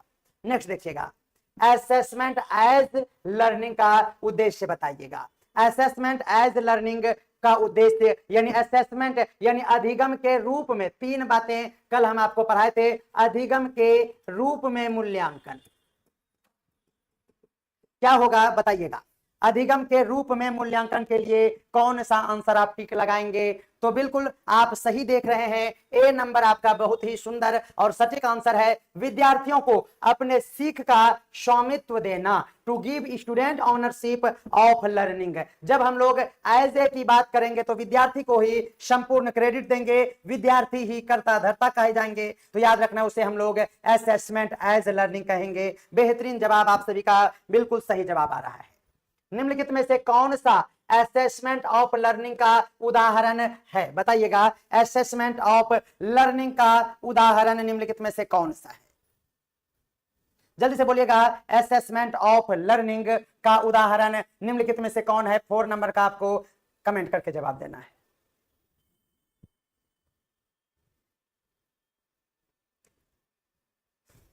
फोर में सभी कंफ्यूजन का शिकार हो रहे हैं। 4 का डी भी आ रहा है, बी भी आ रहा है, बिल्कुल काफी कंफ्यूजन भरा चल रहा है। देखिए इस असेसमेंट ऑफ लर्निंग यानी अधिगम का मूल्यांकन, अधिगम का मूल्यांकन निम्नलिखित में से कौन सा है? क्या इकाई परीक्षा, कक्षा में अनौपचारिक यानी इनफॉर्मल क्लास का डिस्कशन, आत्म मूल्यांकन, समूह की गतिविधियां? देखिए असेसमेंट ऑफ लर्निंग, सबसे पहले आप कमेंट में ये बताइए असेसमेंट ऑफ लर्निंग को हम लोग क्या कहते हैं? समेटिव कहते हैं या फॉर्मेटिव कहते हैं? पहले ये बात आप जल्दी से बताइएगा, क्या होगा इसका सही जवाब। पहले तो ये बताइए असेसमेंट ऑफ लर्निंग को क्या कहते हैं, समेटिव कहेंगे या फॉर्मेटिव कहेंगे? पहले इसका जवाब आप जल्दी से दे दीजिए, हम इंतजार कर रहे हैं आपके कमेंट का। इसे असेसमेंट ऑफ लर्निंग को समेटिव कहेंगे या फॉर्मेटिव कहेंगे, बताना है आपको कमेंट करके। हाँ बिल्कुल सही जवाब दे रहे हैं, देखिए असेसमेंट ऑफ लर्निंग को हम लोग दोनों कहते हैं, समेटिव भी और फॉर्मेटिव भी कहते हैं। इसका मतलब आप सोच के देखिए, इकाई परीक्षण भी इसके अंतर्गत हम लोग कर सकते हैं। कर सकते हैं क्या? आत्म मूल्यांकन का पत्र, यानी इससे ये तो सी नंबर बिल्कुल गलत जवाब है। सी नंबर बिल्कुल गलत जवाब है। समूह गतिविधि का प्रदर्शन भी बिल्कुल गलत जवाब है। कक्षा में अनौपचारिक यानी इनफॉर्मल तरीके से ग्रुप डिस्कशन भी गलत जवाब हो जाएगा। A number is the right answer. बोलिए, A number is the right answer. बोलिए, कोई कंफ्यूजन है? जब आप कह रहे हैं कि समेटिव भी होगा और फॉर्मेटिव भी होगा, दैट मींस फॉर्मेटिव अगर है तो यहां पर यूनिट टेस्ट भी आपका बिल्कुल सही जवाब है। आपके ही आंसर में अब इसका भी आंसर निहित है, तो फिर क्यों गलती हो रहा है? आप ही बोल के देखिए। ए नंबर बिल्कुल सही जवाब हो जाएगा। नहीं, आप सोच के देखिए, आप ही जब कह रहे हैं कि जब असेसमेंट ऑफ लर्निंग होगा और वो समेटिव और फॉर्मेटिव दोनों होगा, हमने भी कल थ्योरी के क्लास में बताया है। इसका मतलब जब फॉर्मेटिव होगा तो बीच बीच में आपका टेस्ट होगा, तो यूनिट टेस्ट उसी का एक हिस्सा है। बिल्कुल आपका सही जवाब हो गया। अब यहां पर है असेसमेंट फॉर लर्निंग का मूल्यांकन कब किया जाता है? जल्दी से बताइएगा। असेसमेंट फॉर लर्निंग का जो है मूल्यांकन कब किया जाता है? बताइएगा सही आंसर क्या होगा। देखिए, यहां आप कह रहे हैं कि अधिगम असेसमेंट फॉर लर्निंग, यानी आप पढ़ाना किसी को चाह रहे हैं, कुछ सिखाना चाह रहे हैं और उसके लिए आप मूल्यांकन कर रहे हैं। इसका मतलब निम्नलिखित में से क्या होगा? बताइएगा सही जवाब। तो बिल्कुल आप शिक्षण प्रक्रिया के दौरान उसे मूल्यांकन कर रहे हैं, जिसके कारण आप उसे अच्छे से पढ़ा सकते हैं। B number is the right answer. बोलिए, कोई कंफ्यूजन है? बिल्कुल गलत। अगर कंफ्यूजन हो रहा है इसका मतलब बहुत ही गलत बात है। अगला क्वेश्चन है, असेसमेंट एज लर्निंग में विद्यार्थी की भूमिका निम्नलिखित में से कैसी होती है? यानी के रूप में, अधिगम के रूप में मूल्यांकन, इसमें विद्यार्थी की भूमिका बोलिए कैसी होती है? देखिए, विद्यार्थी क्या करेगा? निष्क्रिय होगा। बिल्कुल गलत जवाब है। शिक्षक से उत्तर प्राप्त करेगा, यह भी निष्क्रिय हो गया। अन्य साथियों के साथ तुलना करेगा। जब भी कभी आप कंफ्यूजन का शिकार हो रहे हो तो आप ऑप्शन को इलिमिनेट कर दीजिए। ठीक है, ऑप्शन को जब आप इलिमिनेट करेंगे तो आपका बिल्कुल सटीक आंसर आ जाएगा। और असेसमेंट एज लर्निंग की बात होगा, इसमें अपनी प्रगति को वह नियंत्रित करेगा। बिल्कुल ध्यान रखना है, अपने स्टडी को, ऑन प्रोग्रेस को खुद ही वो मॉनिटरिंग करेगा। इसी को तो एज ए लर्निंग कहते हैं। बिल्कुल ध्यान रखना है।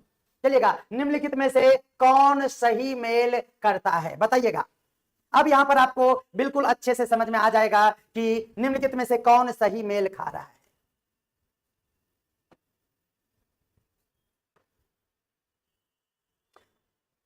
क्या होगा? जल्दी से बोलिएगा। बिल्कुल सटीक आंसर है। फॉर मतलब पढ़ाने के लिए, अधिगम के लिए आप उसका मूल्यांकन कर रहे हैं, जो शिक्षण सहायक मूल्यांकन के रूप में देखा जाता है। C number is the right answer. निम्नलिखित में से कौन सा मूल्यांकन का प्रकार योगात्मक मूल्यांकन यानी समेटिव असेसमेंट है? बताइएगा। समेटिव असेसमेंट निम्नलिखित में से कौन कहलाएगा? हमने आपको बेहतरीन तरीके से ट्रिक से भी बताया है। 7 नंबर का सही जवाब देना है। और एक बार इस वीडियो को आप ज्यादा से ज्यादा शेयर कर दें, जितना भी आपके पास ग्रुप है उसमें तो जरूर आप शेयर कर दें। बताइएगा, मूल्यांकन का प्रयोग प्रकार की बात करें और योगात्मक मूल्यांकन की अगर हम बात करना चाहें तो निम्नलिखित में से क्या होगा? हमने बताया था योगात्मक मूल्यांकन और समेटिव यानी S4 हम लोग सबमिट करते हैं फाइनली, और फाइनली यानी वर्ष के अंत में होने वाली परीक्षा को हम लोग समेटिव मूल्यांकन कहेंगे, योगात्मक मूल्यांकन कहेंगे। बिल्कुल ध्यान रखना है। दैट मीन्स अब अगर हम लोग फॉर्मेटिव मूल्यांकन की बात कर लें तो इसका उद्देश्य क्या है? बता दीजिए। फॉर्मेटिव मूल्यांकन का फिर क्या उद्देश्य हो जाएगा?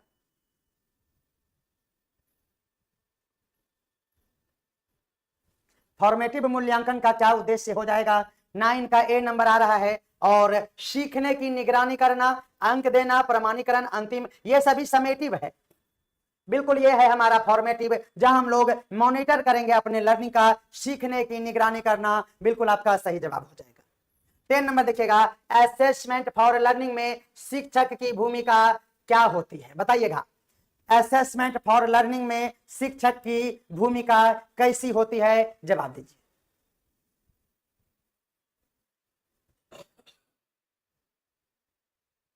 10 का जवाब आपको देना है। जो भी कमेंट कर रहे हैं 10C ऐसे टाइप कीजिए ताकि हम जान पाए कि आप न्यू क्वेश्चन का जवाब दे रहे हैं। सभी से रिक्वेस्ट है, गुड्डू यादव, अमित कुमार, राधिका कुमारी, सपना कुमारी, शिवम हिंदुस्तानी, पम्मी, सपना, रिंकू, मुस्कान, कविता, बहुत बहुत सारा नाम है, नीरू कुमारी, प्रिया, अंजलि, मुकेश, सभी का स्वागत भी है। और आपको कमेंट में इस तरह से टाइप करके जवाब देना है। चलिएगा, असेसमेंट फॉर लर्निंग में शिक्षक की भूमिका, निष्पक्ष परीक्षक बनना, मार्गदर्शक और कोच बनना, उत्तरों की जांच करना या फिर ग्रेड देना, बताइएगा। 10 का बी नंबर बिल्कुल सही जवाब है। जब असेसमेंट फॉर लर्निंग हो रहा है तो यहां पर शिक्षक की भूमिका जो होगा वो मार्गदर्शक यानी उन्हें गाइड करेंगे और कोच की भूमिका में रहेंगे। बिल्कुल आपका बी नंबर सही जवाब है। उम्मीद करते हैं कि अब आपसे इस टॉपिक से कोई भी क्वेश्चन गलत नहीं होगा। असेसमेंट एज लर्निंग में विद्यार्थी क्या करता है, बताइएगा। असेसमेंट एज लर्निंग में विद्यार्थी क्या करता है? क्या वो केवल शिक्षक की प्रतिक्रिया लेता है, स्वयं को मूल्यांकित करता है, रिपोर्ट कार्ड बनाता है, ग्रेड प्राप्त करता है? क्या होगा सही जवाब बताना है। 11 नंबर का बी नंबर बिल्कुल सही जवाब है। यही तो है एज। एज का मतलब वो खुद का मूल्यांकन करेगा, सेल्फ इवेल्युएशन या इवेल्युएट्स सेल्फ, बिल्कुल सही जवाब हो जाएगा। देखिए, असेसमेंट ऑफ लर्निंग यानी सीखने का मूल्यांकन में सामान्यतः कौन सी तकनीकी का उपयोग किया जाता है? देखिए बस इतना ही है, 3 वर्ड 3 क्वेश्चन, बस खत्म। और यही बार बार अलग अलग स्टाइल से अलग अलग तरीके से पूछा गया है और यह शुद्धतम रूप है, प्रीवियस ईयर से हूबहू उठाया हुआ प्रश्न है। सीखने का मूल्यांकन सामान्यतः कौन सी तकनीकी पर आधारित होता है, बताइएगा। ऑफ लगा हुआ है, ध्यान दीजिएगा, यानी कक्षा में चर्चा करके अंतिम में परीक्षा लेकर सहकर्मी की प्रतिक्रिया और स्वयं मूल्यांकन। कोई कंफ्यूजन नहीं होना चाहिए, आप जल्दी से बताइएगा, गलत ना हो जाए। सीखने का मूल्यांकन करना है, सामान्यतः कौन सी तकनीकी की यहां बात होगी। देखिए हमने बताया ये समेटिव भी है और फॉर्मेटिव भी है। इसका मतलब आपको क्या होगा इसका सही जवाब? सेल्फ इवेल्युएशन तो नहीं होगा, ये एज लर्निंग में आता है। सेल्फ इवेल्युएशन एज वाला में आएगा, ऑफ वाला में नहीं आएगा। बोले कोई दिक्कत है? एज वाला में सेल्फ आएगा, ये बातें याद हो गया। सहकर्मी की प्रतिक्रिया की कोई आवश्यकता नहीं है। कक्षा कक्ष में चर्चा करेंगे या अंतिम परीक्षा लेंगे? कक्षा कक्ष में सीखने का मूल्यांकन है प्रभु, और शुद्ध रूप से आप अंतिम परीक्षा की ओर बढ़ जाएंगे, बिल्कुल ध्यान रखना।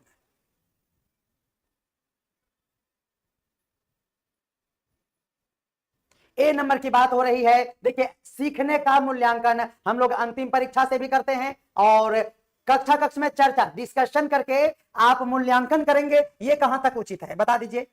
अगर आपको मूल्यांकन करना है तो कक्षा कक्ष में चर्चा करेंगे, या तो दो ही बातें होगी, या तो आप फाइनल एग्जाम ले लीजिए या बीच बीच में आप प्रश्नोत्तरी कर लीजिए, यूनिट टेस्ट ले लीजिए, वीकली टेस्ट ले लीजिए। तो टेस्ट लीजिए ना भाई, कक्षा कक्ष में चर्चा क्यों कर रहे हैं बताइए तो, आप बताइए इसका आंसर। कक्षा कक्ष में चर्चा करके आप मूल्यांकन कर सकते हैं, सोच के देखिए। नहीं, आप अगर हमारे आंसर से कन्विंस नहीं हो रहे हैं तो आप बताइए इसमें क्या होगा। देखिए हमने आपको थ्योरी बहुत ही अच्छे तरीके से पढ़ाया, सीखने का मूल्यांकन करना है। आपको यह लग रहा है यहां असेसमेंट है तो यह बीच बीच में, हमने आपको कल ट्रिक बताया कि बीच बीच में होगा। अब यहां देखिए बीच बीच में चलने वाला ए भी नहीं है, बीच बीच में सहगामी प्रतिक्रिया भी नहीं है। स्वयं का मूल्यांकन क्या होगा बोलिए? तो ऑप्शन के अकॉर्डिंग, चूंकि यह समेटिव भी होता है और फॉर्मेटिव भी होता है, इसीलिए आपका बी नंबर बिल्कुल सही जवाब है। नेक्स्ट क्वेश्चन, निम्नलिखित में से कौन सी गतिविधियां फॉर्मेटिव मूल्यांकन का हिस्सा है? अब यहां पर कंफर्म हो जाएगा, जब हमें फॉर्मेटिव की बात यहां पर करनी है तब तो निश्चित तौर पर बीच बीच में लेने वाला एग्जाम ही होगा। बोलिए, छात्र का पोर्टफोलियो क्या करेंगे आप जानकर जानेंगे, बताइएगा। सेमेस्टर की परीक्षा, रिपोर्ट कार्ड, ग्रेड सिस्टम। अब आप बोलिएगा, अब तो ठाकुर जाएंगे इसमें पक्का।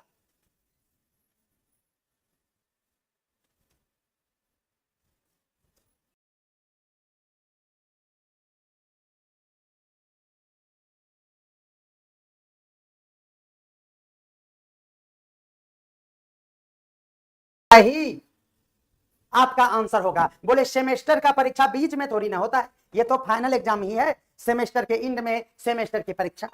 रिपोर्ट कार्ड भी अंत में जारी होता है, ग्रेड भी हम लोग लास्ट में देते हैं, बीच बीच में कुछ नहीं है। छात्र का पोर्टफोलियो बिल्कुल आपका सही जवाब हो जाएगा। A number is the right answer. बोलिए कोई दिक्कत? चलिए, सभी के दिलों में उदासी छाया हुआ है, हम देख पा रहे हैं। सभी को शुरू में हम बता दिए ये तो नहीं होगा, अब यहाँ पर अंधेर नगरी चौपट राजा की बातें आप पे बहुत अच्छे से सूट कर रहा है।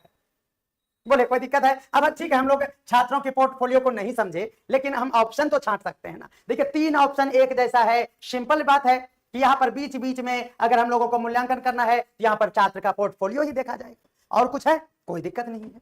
तो एकदम थिंकिंग आपका कैपेसिटी बिल्ट होगा अगर आप प्रीवियस ईयर के क्वेश्चन को आप देखेंगे इस तरह से। सीखने के लिए मूल्यांकन में शिक्षक की भूमिका, सीखने के लिए मूल्यांकन यानी आप यूनिट टेस्ट ले रहे हैं, स्पष्ट रूप से यह बीच बीच में होगा। इसका मतलब केवल ग्रेड देंगे गलत हो जाएगा, परीक्षा ले लेंगे गलत हो जाएगा, लास्ट में प्रमाण पत्र देंगे गलत हो जाएगा। बी नंबर बोलिए एकदम सही आंसर है। इतना प्रैक्टिस करवा दिए हैं, फिर भी अगर दिक्कत है तब तो हे भगवान। किस प्रकार का मूल्यांकन शिक्षण और गतिगम दोनों में निरंतर प्रगति को मापता है? बताइएगा, प्रगति को मापने के लिए क्या फॉर्मेटिव चाहिए या फिर समेटिव चाहिए? जल्दी से बोल दीजिए, ये दोनों हटा देते हैं, आप ही बोल दीजिए, हम कुछ नहीं बोलेगा। किस प्रकार का मूल्यांकन शिक्षण और अधिगम दोनों को निरंतर उसके प्रगति को मापेगा? फॉर्मेटिव होगा या समेटिव होगा?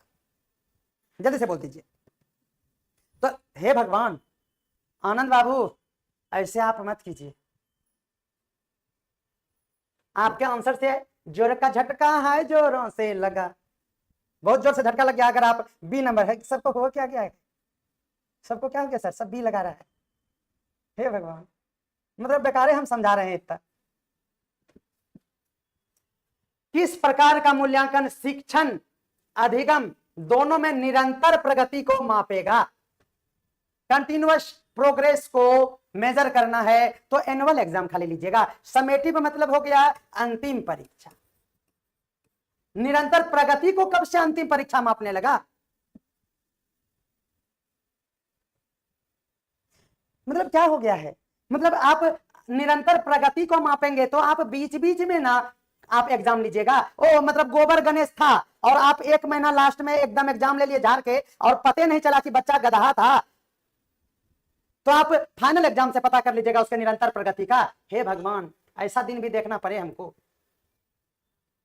निरंतर प्रगति का अगर आपको मापना है तो आपको बीच बीच में एग्जाम लेना पड़ेगा। ए नंबर बिल्कुल सही जवाब है। वाह, अब तो मेरा एकदम पक्का दिल टूट गया, अब मेरा दिल एकदम खट्टा खट्टा हो गया। मतलब यह हो गया कि फॉर्मेटिव समेटिव करते करते दिमाग में इतना केमिकल हो गया कि अब सही आंसर भी गलत हो जाएगा। अब हम कुछ नहीं बोलेगा, हमें बोलेगा तो बोलिएगा कि बोलता है इसलिए हम कुछ नहीं बोलेगा। आत्म अवलोकन सेल्फ ऑब्जर्वेशन किस मूल्यांकन के प्रकार से संबंधित है? अब हम कुछ नहीं बोलेंगे, अब हम मुंह बंद कर लेते हैं। इसका जवाब जल्दी से दे दीजिए।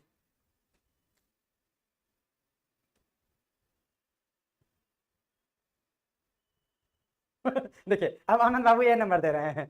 आनंद बाबू क्या बात है?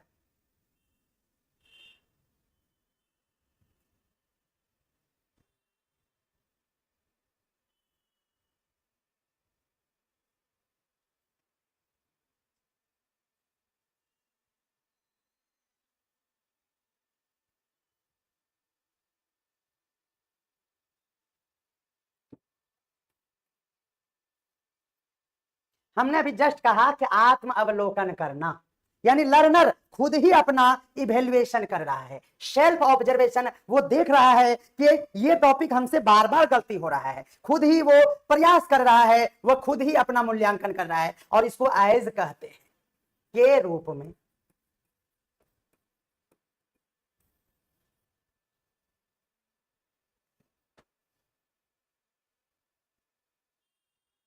सर अब म्यूट रहना होगा, आज के लिए दिन खराब है।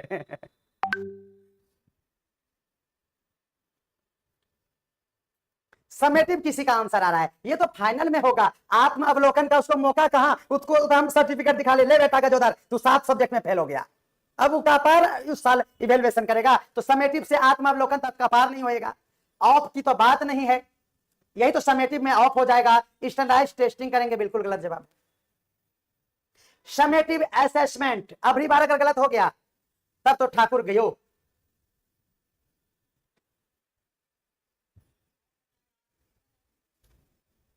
बोलिएगा।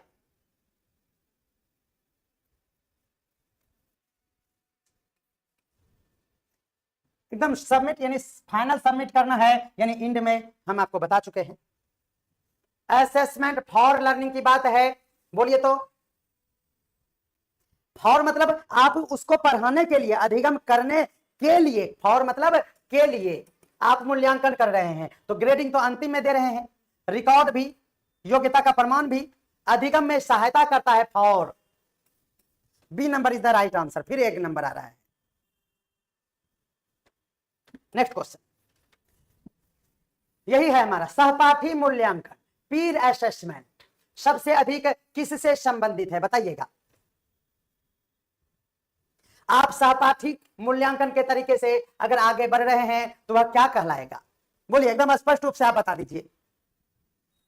सहपाठी का मूल्यांकन की बात अगर हो रहा है, सहपाठी ने पीर असेसमेंट कर रहे हैं, इसका मतलब फाइनल नहीं है वो, तो असेसमेंट ऑफ और समेटिव ये दोनों तो नहीं होगा, एज होगा, एज।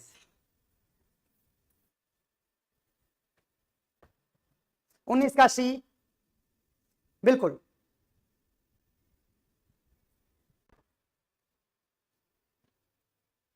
निम्नलिखित में से कौन सा समेटिव मूल्यांकन का उदाहरण है।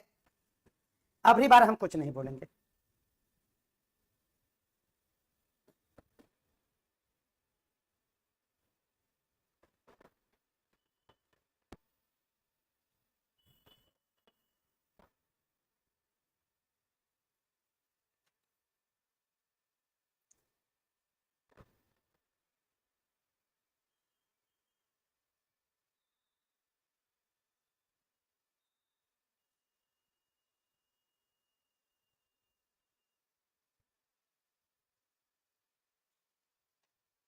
एक बात, 100 बात की एक बात हम बता देते हैं। देखिए समेकित मूल्यांकन यानी सब समेटिव है। देखिए हम लोग कहते हैं ना फाइनल सबमिट, ये देखिए फाइनल में सबमिट मतलब समेटिव, हम आपको कल थ्योरी की क्लास में बताए थे। तो बोलिए तो समेटिव जब आपके पास आ गया तो ये सब कहां से आ गया, वार्षिक परीक्षा सबसे अंत में होती है, ए नंबर आंसर। लेकिन फिर भी आपका आंसर बी नंबर आ रहा है, रश्मि कुमारी का आंसर बी आ रहा है। हे भगवान, प्रियंका दीदी बाद में सुन के भी गलत जवाब दे रही है।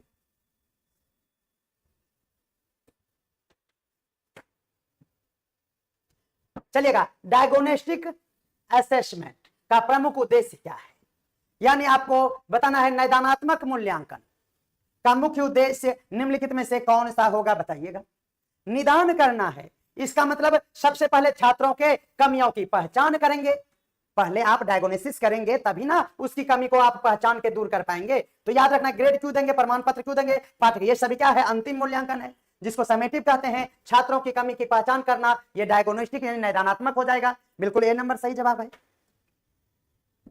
फीडबैक का इसेंशियल पार्ट बता दीजिए। फीडबैक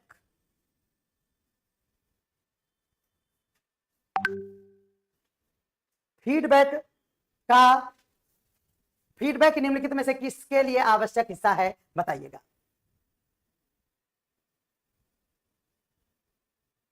बाईस का जवाब जल्दी से दे दीजिए।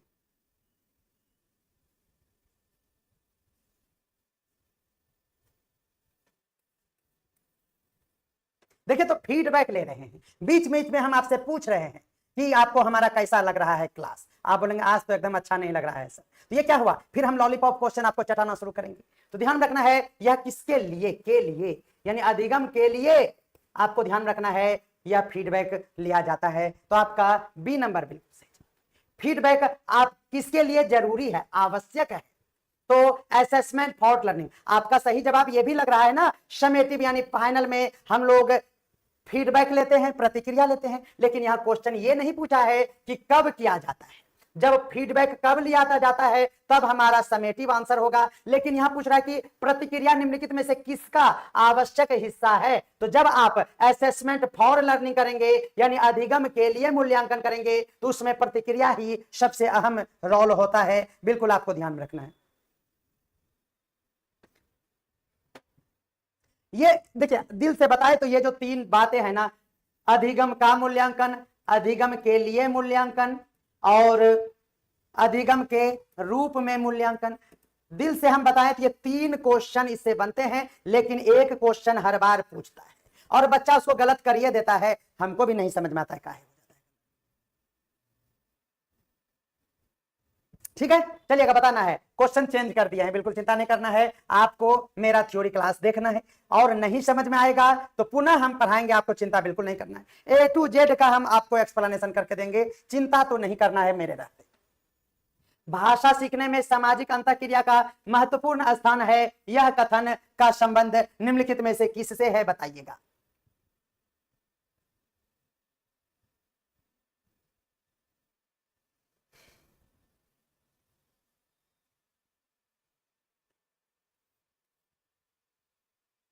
बिल्कुल वाइगोत्स्की आपका बिल्कुल सही जवाब है। ध्यान रखना है, भाषा के लिए जब बात करें हम भाषा के क्या सामाजिक अंतःक्रिया की बात, तो हमने आपको बता रखा है क्या आंसर हो जाएगा।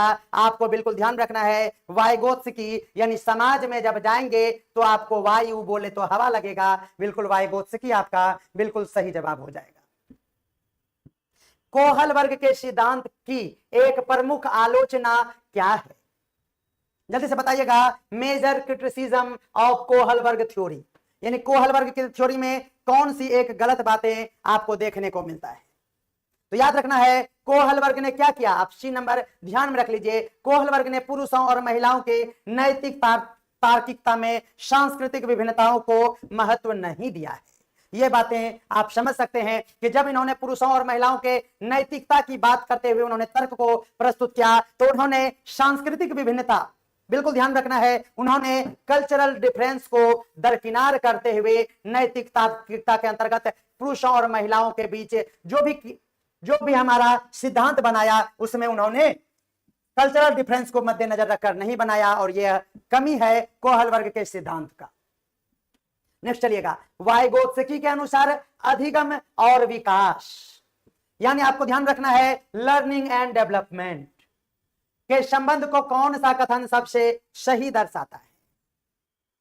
क्या विकास अधिगम से स्वतंत्र है, बिल्कुल गलत बात है।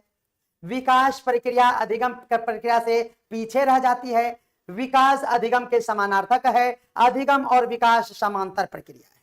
जल्दी से बोलिएगा क्या होगा इसका सही जवाब। वाइगोत्स्की के अनुसार आपका कौन सा कथन सही है, अधिगम और विकास के संबंध में कौन सा कथन सबसे सही है बताइएगा।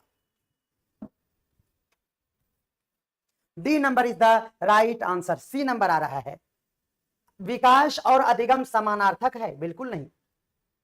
हाँ ये भले कह सकते हैं अधिगम और विकास एक दूसरे के समांतर चलने वाली प्रक्रिया है, एक दूसरे के साथ साथ होते चलते हैं। ठीक है,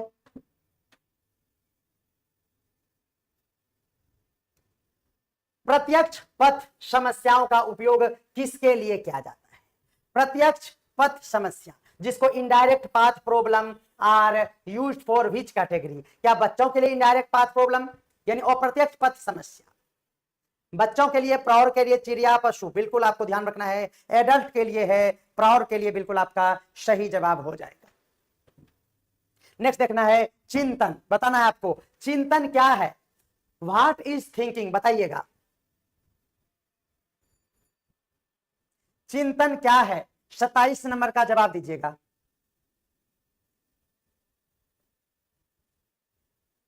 सत्ताईस नंबर का जवाब देना है, चिंतन क्या है। यह एक डेफिनेशन से लिया हुआ क्वेश्चन है। चिंतन कॉन्सेप्ट नहीं है, कॉन्सेप्चुअल लर्निंग थोड़ी ना है चिंतन। चिंतन एक डायरेक्ट प्रोसेस भी नहीं है। चिंतन में भाषा का उपयोग भी नहीं होता है। चिंतन एक प्रतीकों का प्रयोग यानी सिंबल का यूज करते हैं हम लोग, प्रतिबिंब या प्रतीक को बनाते हैं, थिंकिंग करते हैं। 27 का ये नंबर, हमें तो लूट लिया, मिलके आज क्वेश्चन नहीं, आज सारे क्वेश्चन का जवाब मोए मोए हो रहा है। हे प्रभु, निम्नलिखित में से सीखने का सही स्तर, अब यह भी गलत होगा, हम मान लेते हैं कि यह भी गलत ही होगा, चलिएगा तुक्का ही सही।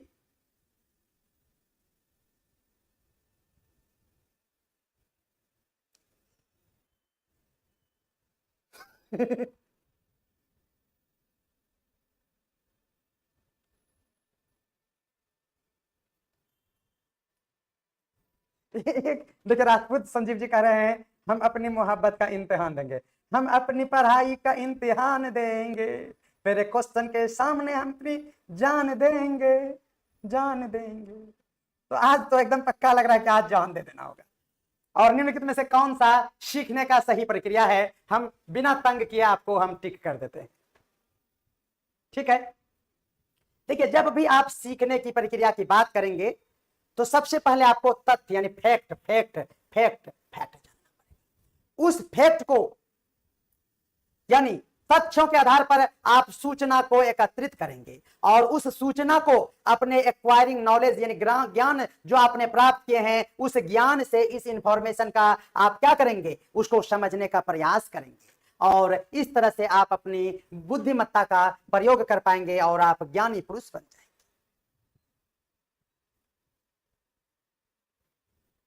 बोलिए कोई दिक्कत है? C number is the right answer.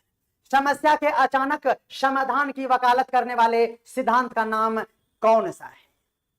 Sudden solution to a problem, समस्याओं के अचानक समाधान की वकालत करने का मतलब वकालत करने वाला सिद्धांत का नाम बताइएगा, क्या होता है?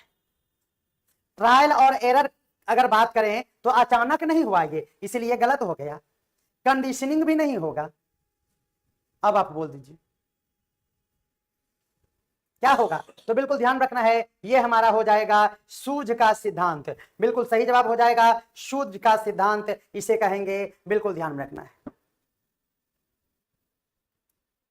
सूझ का सिद्धांत, इनसाइट थ्योरी। नेक्स्ट देखिएगा, अगला क्वेश्चन है हमारा, संवेदना ज्ञान की पहली सीढ़ी है, यह कथन किससे संबंधित है? संवेदना ज्ञान की पहली सीढ़ी है, यह किससे संबंधित है? जल्दी से आपको जवाब देना है, क्या होगा इसका सही जवाब? Sensation is first step of knowledge, this statement related to what? क्या होगा? जल्दी से बोलिएगा। संवेदना सेंसेशन, भाषा नहीं है, ध्यान का विकास, शारीरिक विकास नहीं है। अब बोलिए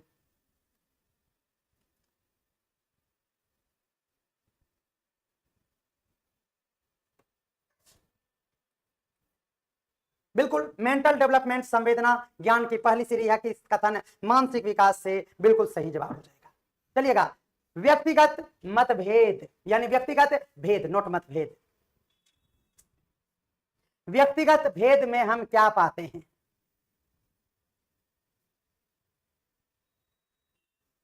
बताइएगा।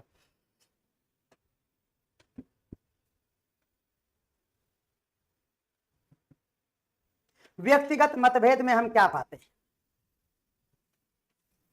विचलनशीलता यानी अलग अलग सोच, नॉर्मल कंडीशन से कभी ये सोचना ज्यादा अच्छे से, कभी हम स्लो सोचते हैं, यह हो गया हमारा वेरिएबिलिटी, विचलनशीलता। और नॉर्मल कंडीशन से कभी इधर तो कभी इधर, यानी आपका दोनों हो जाएगा, अनुबंधन नहीं होगा, यानी D number is the right answer. Vygotsky और पियाजे के दृष्टिकोण में क्या अंतर मुख्य रूप से देखा गया? वाइगोत्स्की और पियाजे दोनों के सोच में निम्नलिखित में से कौन सा अंतर देखा गया? जल्दी से बता दीजिए, जल्दी से बताना है। वाइगोत्स्की और पियाजे ने जो अपने सिद्धांत दिए हैं उसमें मुख्य अंतर क्या था?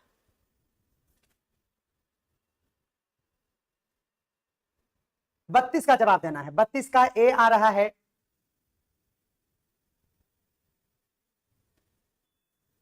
अब देखिए यहां पर क्या हो गया ना कि यहां हमको अब एकदम अच्छे से समझ में आ रहा है कि यहां पर ज्ञान की प्रस्तुति नहीं हो। देखिए ये व्यवहारवादी सिद्धांत यहां इससे संबंधित है ही नहीं वाइगोत्स्की से, और पियाजे से तो व्यवहारवादी सिद्धांत पियाजे का थोड़ी ना है, संज्ञानात्मक विकास का सिद्धांत पियाजे से है। अब आप बता दीजिए कि आप किस लेवल की तैयारी कर रहे हैं। बच्चों को ज्ञान का निर्माता मानना, वाह, बच्चे को ज्ञान का निर्माता कह दिए, वाह, बहुत बढ़िया, क्रिटिकल थिंकिंग है।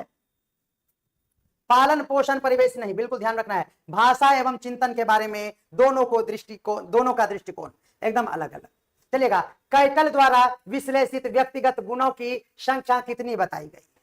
कैटल महोदय के अनुसार व्यक्तिगत विभिन्नता की अगर बात करें तो इस गुणों की संख्या कितनी बताई गई है, जल्दी से बताइएगा। 33 का जवाब जल्दी से आपको देना है।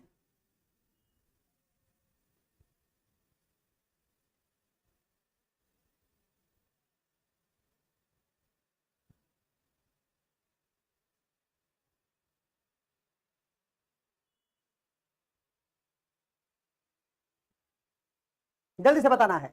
सभी का ए नंबर आ रहा है, किन्हीं किन्हीं का आपका आंसर बी भी आ रहा है, बी 33, 32, 33 का सी, 33 पे आ गए। 33 का जवाब देना जल्दी से, 33 का सी। आनंद जी एकदम कंफर्म कर रहे हैं सी।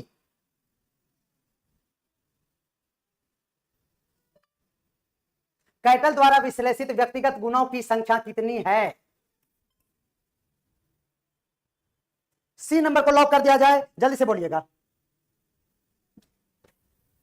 एकदम ये सब याद रखिएगा, थ्योरी क्लास में ये आराम से हो जाएगा। चलिएगा, व्यवहारिक बुद्धि को निम्नलिखित में से क्या कहते हैं? व्यवहारिक बुद्धि को निम्नलिखित में से क्या कहते हैं, जल्दी से बताइएगा। व्यवहारिक बुद्धि को निम्नलिखित में से क्या कहते हैं? तो व्यवहारिक बुद्धि को मूर्त बुद्धि यानी कंक्रीट इंटेलिजेंस कहते हैं, बिल्कुल आपको ध्यान में रखना है। एक अध्यापिका यह सुनिश्चित करना चाहती है कि उनके विद्यार्थी आंतरिक रूप से प्रेरित है। इस संदर्भ में वह क्या करेगी? एक अध्यापिका यह सुनिश्चित करना चाहती है कि उसका बच्चा जो है वह आंतरिक रूप से प्रेरित है। दैट मीन्स वो जानना चाह रहा है कि वह इंट्रिंसिकली मोटिवेटेड बच्चा है। तो निम्नलिखित में से क्या सुनिश्चित करना चाह रहा है, वह क्या करेगी, पूछा गया। क्या वो सभी बच्चों के लिए उपलब्धि के लिए एक समान मानकों को उल्लिखित कर देगी? व्यक्तिगत रूप से बच्चों को अधिगम प्रक्रिया पर ध्यान देगी, यानी उसको इंडिविजुअली व्यक्तिगत रूप से पढ़ाना शुरू कर देगी। वस्तुओं के रूप में उसे पुरस्कार प्रस्तुत करेगी। अभिसारी चिंतन को प्रोत्साहित करेगी, यानी कन्वर्जेंट थिंकिंग की ओर वह अग्रसर हो जाएगी। बोलिएगा कौन सी क्रियाएं इस टीचर के जो कि आपको आंतरिक रूप से प्रेरित करता है, निम्नलिखित में से कौन?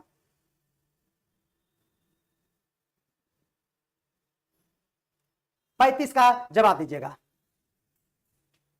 देखिए, अभिसारी चिंतन को प्रोत्साहित करने वाली गतिविधियां जो कन्वर्जेंट हो जाएगा, नहीं, आपको डाइवर्जेंट थिंकिंग को बढ़ावा देना चाहिए। सबसे पहले तो यहां यही गलत हो गया। क्या आप कह रहे हैं कन्वर्जेंट? कन्वर्जेंट नहीं बल्कि डाइवर्जेंट, अलग अलग, बहुमुखी, अलग अलग क्षेत्र में सोचने का यहां कार्य है। यहां कह रहा है कि आंतरिक रूप से प्रेरित है, यानी वह अगर इंट्रिंसिक मोटिवेटेड है तो क्या व्यक्तिगत रूप से बच्चों की अधिगम प्रक्रिया पर ध्यान देना, सभी बच्चों के लिए उपलब्धि का एक समान मान बताइएगा। 35 का सभी बच्चों के उपलब्धि के लिए एक समान मानकों को उल्लेखित करना। A number is the right answer.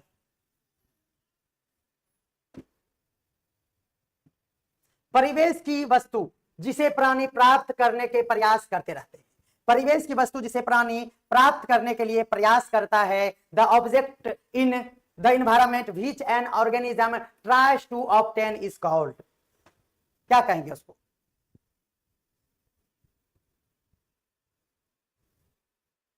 Thirty six का जवाब देना है।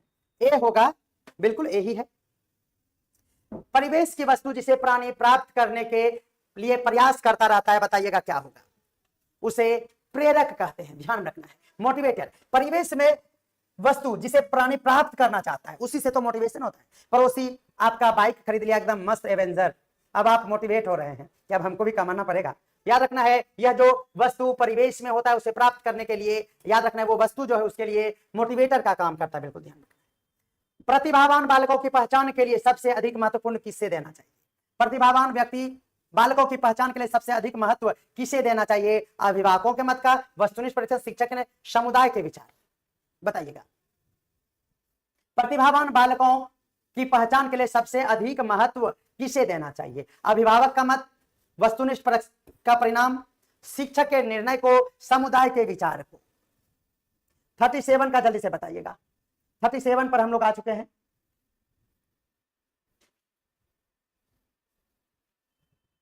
थर्टी सेवन का डी, 37 का जवाब देना है। D is the right answer. तनाव कम करने के का अप्रत्यक्ष ढंग क्या है? Which is indirect way to reduce stress. तनाव को कम करना है और अप्रत्यक्ष ढंग यानी तरीका वे क्या है? तनाव कम करना है तो क्या आप विश्लेषण करके निर्णय कर लीजिए, रुकावट को दूर कर लीजिए, दूसरे लक्ष्य का प्रतिस्थापन, या फिर क्या है सबलिमेशन यानी उदात्तीकरण। जल्दी से बताइएगा क्या होगा। तनाव कम करने का अप्रत्यक्ष ढंग बताना है। इनडायरेक्ट वे क्या है? डायरेक्ट वे और इनडायरेक्ट वे, जल्दी से बोलिएगा। 38 का जवाब देना है।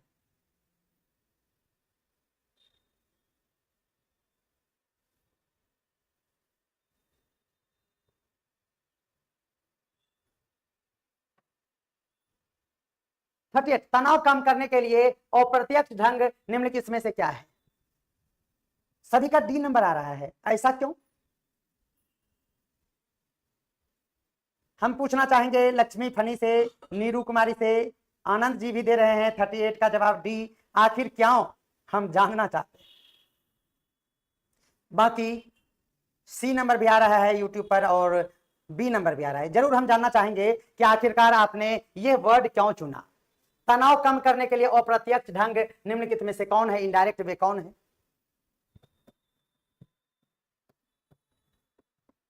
बता दीजिए, हमें भी लगेगा अकॉर्डिंग टू ऑप्शन आपने सोचा। हाँ, यानी यही हुआ कि ऑप्शन अगर हार्ड है तो वही हमारा आंसर है। सोच के देखिए, तनाव को कम करने के लिए अप्रत्यक्ष ढंग, which is indirect way to reduce its stress. देखिए यहां पर आपसे पूछा गया है क्या कि इनडायरेक्ट वे क्या है।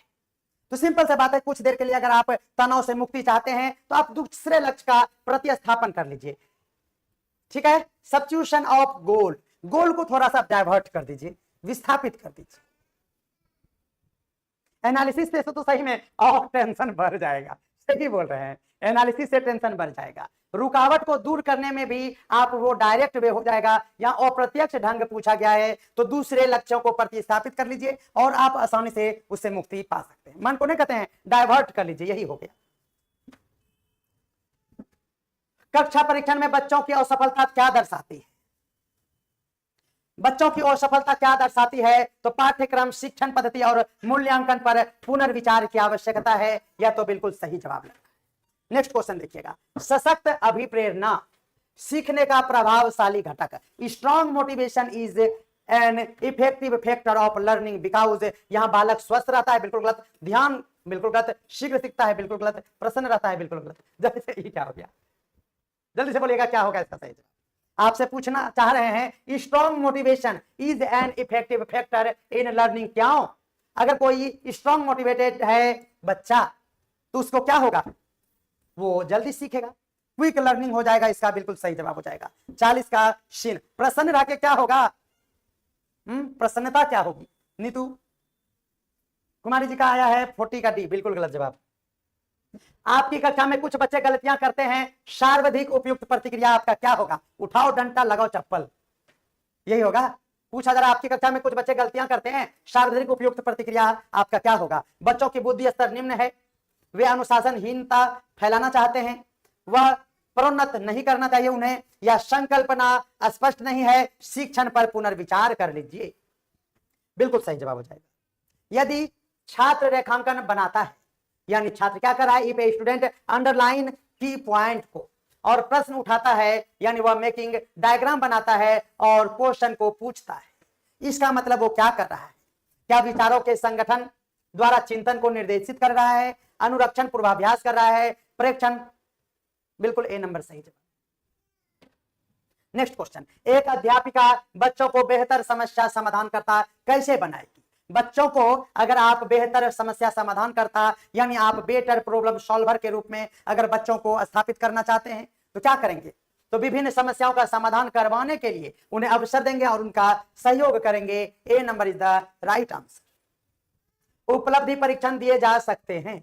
उपलब्धि परीक्षण दिए जा सकते हैं 2 प्रकार से, 4 प्रकार, 3 प्रकार, तो बिल्कुल ध्यान रखना है 2 प्रकार से। उपलब्धि का परीक्षण 2 प्रकार से दिया जा सकता है, एक है गैर मानकीकृत, दूसरा है मानकीकृत। बिल्कुल आपको ध्यान रखना है। हाँ, जल्दी से कमेंट करके बताइएगा, निःशुल्क शिक्षा अधिकार अधिनियम 2009 में लागू हुआ। यहां क्वेश्चन पूछने का ये है थोड़ा सा, यहां देखिए, निःशुल्क शिक्षा अधिकार अधिनियम 2009 कब लागू हुआ, ये होगा यहाँ पे, कब लागू हुआ। RTE एक्ट 2009 वाज इन्फोर्स्ड इन, कब लागू हुआ, जल्दी से बताइएगा। 45 का जवाब सी नंबर आ रहा है। आज कसम खा लिए हैं कि हम गलती ये करेंगे, है ना। 45 का 1 अप्रैल 2010। ये अधिनियम है, लागू करने में लगभग साल भर लग जाता है, यानी आपको 1 अप्रैल 2010 ध्यान रखना है। NCF नेशनल करिकुलम फ्रेमवर्क 2005 में शिक्षण, कला शिक्षण का उद्देश्य, यानी art of education, purpose of art education, art of education नहीं, sorry for that, art education का उद्देश्य क्या था। सांस्कृतिक विरासत की प्रसन्नता, मानसिक स्वास्थ्य का विकास, परीक्षा का मूल्यांकन। गलत, देखिए 1 और 2 दोनों, A and B both is the right answer, D number आपका बिल्कुल सही। परीक्षा का मूल्यांकन अस्थायित्व दर्शाता है कि, तो वह क्या कहलाता है। परीक्षा का मूल्यांकन अगर अस्थायित्व दर्शाता है, if test shown consistency in assessment then it is called. Consistency जब आपके असेसमेंट में है तो उसी को रिलायबिलिटी कहते हैं, विश्वसनीयता कहते हैं। कौन सा मूल्यांकन निष्पादन का संपूर्ण अवलोकन देता है। अब जल्दी से बता दीजिए, आपका शुरू में जो क्वेश्चन था उससे हम लास्ट भी करना चाहेंगे, तो आपसे हम क्वेश्चन पूछना चाहते हैं, निम्नलिखित में से कौन संपूर्ण अवलोकन को बताता है। अगर ये गलत हो गया तो क्या ही बोले, हम कुछ नहीं बोल पाएंगे। 48 का जवाब देना है बस, जल्दी से। 48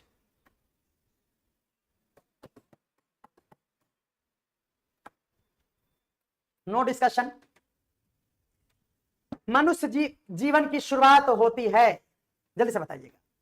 ये तो कौन बात हो गया, सिंगल सेल, ये क्या हो गया, जल्दी से बोलिएगा,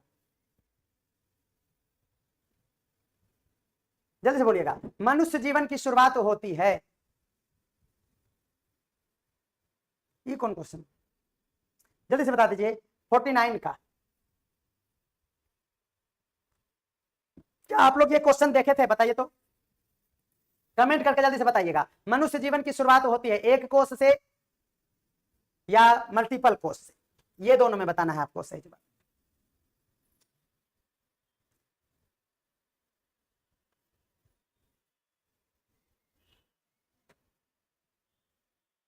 मनुष्य जीवन की शुरुआत हम ही नहीं जान रहे हैं तो आपको क्या बताएंगे, इसमें विचार करना होगा। कोई दिक्कत है इसमें, क्वेश्चन क्या कह रहा है इस अकॉर्डिंग इस पर हम लोग चर्चा करेंगे। ये डाउटफुल क्वेश्चन है, अगर आपके पास नॉलेज है तो आप कमेंट करिएगा, हम इसका आंसर नहीं बताएंगे, ठीक है। चलिएगा, लास्ट क्वेश्चन, शैशवावस्था की विशेषता निम्नलिखित में से कौन सी है। शैशवावस्था की विशेषता निम्नलिखित में से विशेषता कौन नहीं है। शारीरिक विकास तीव्र से होता है, बिल्कुल सही जवाब है। दूसरों पर निर्भर रहता है, एकदम बिल्कुल बात। नैतिकता का बोध वहां नहीं होता है, तो बिल्कुल ये विशेषता नहीं है, बिल्कुल आपका सही जवाब हो जाएगा।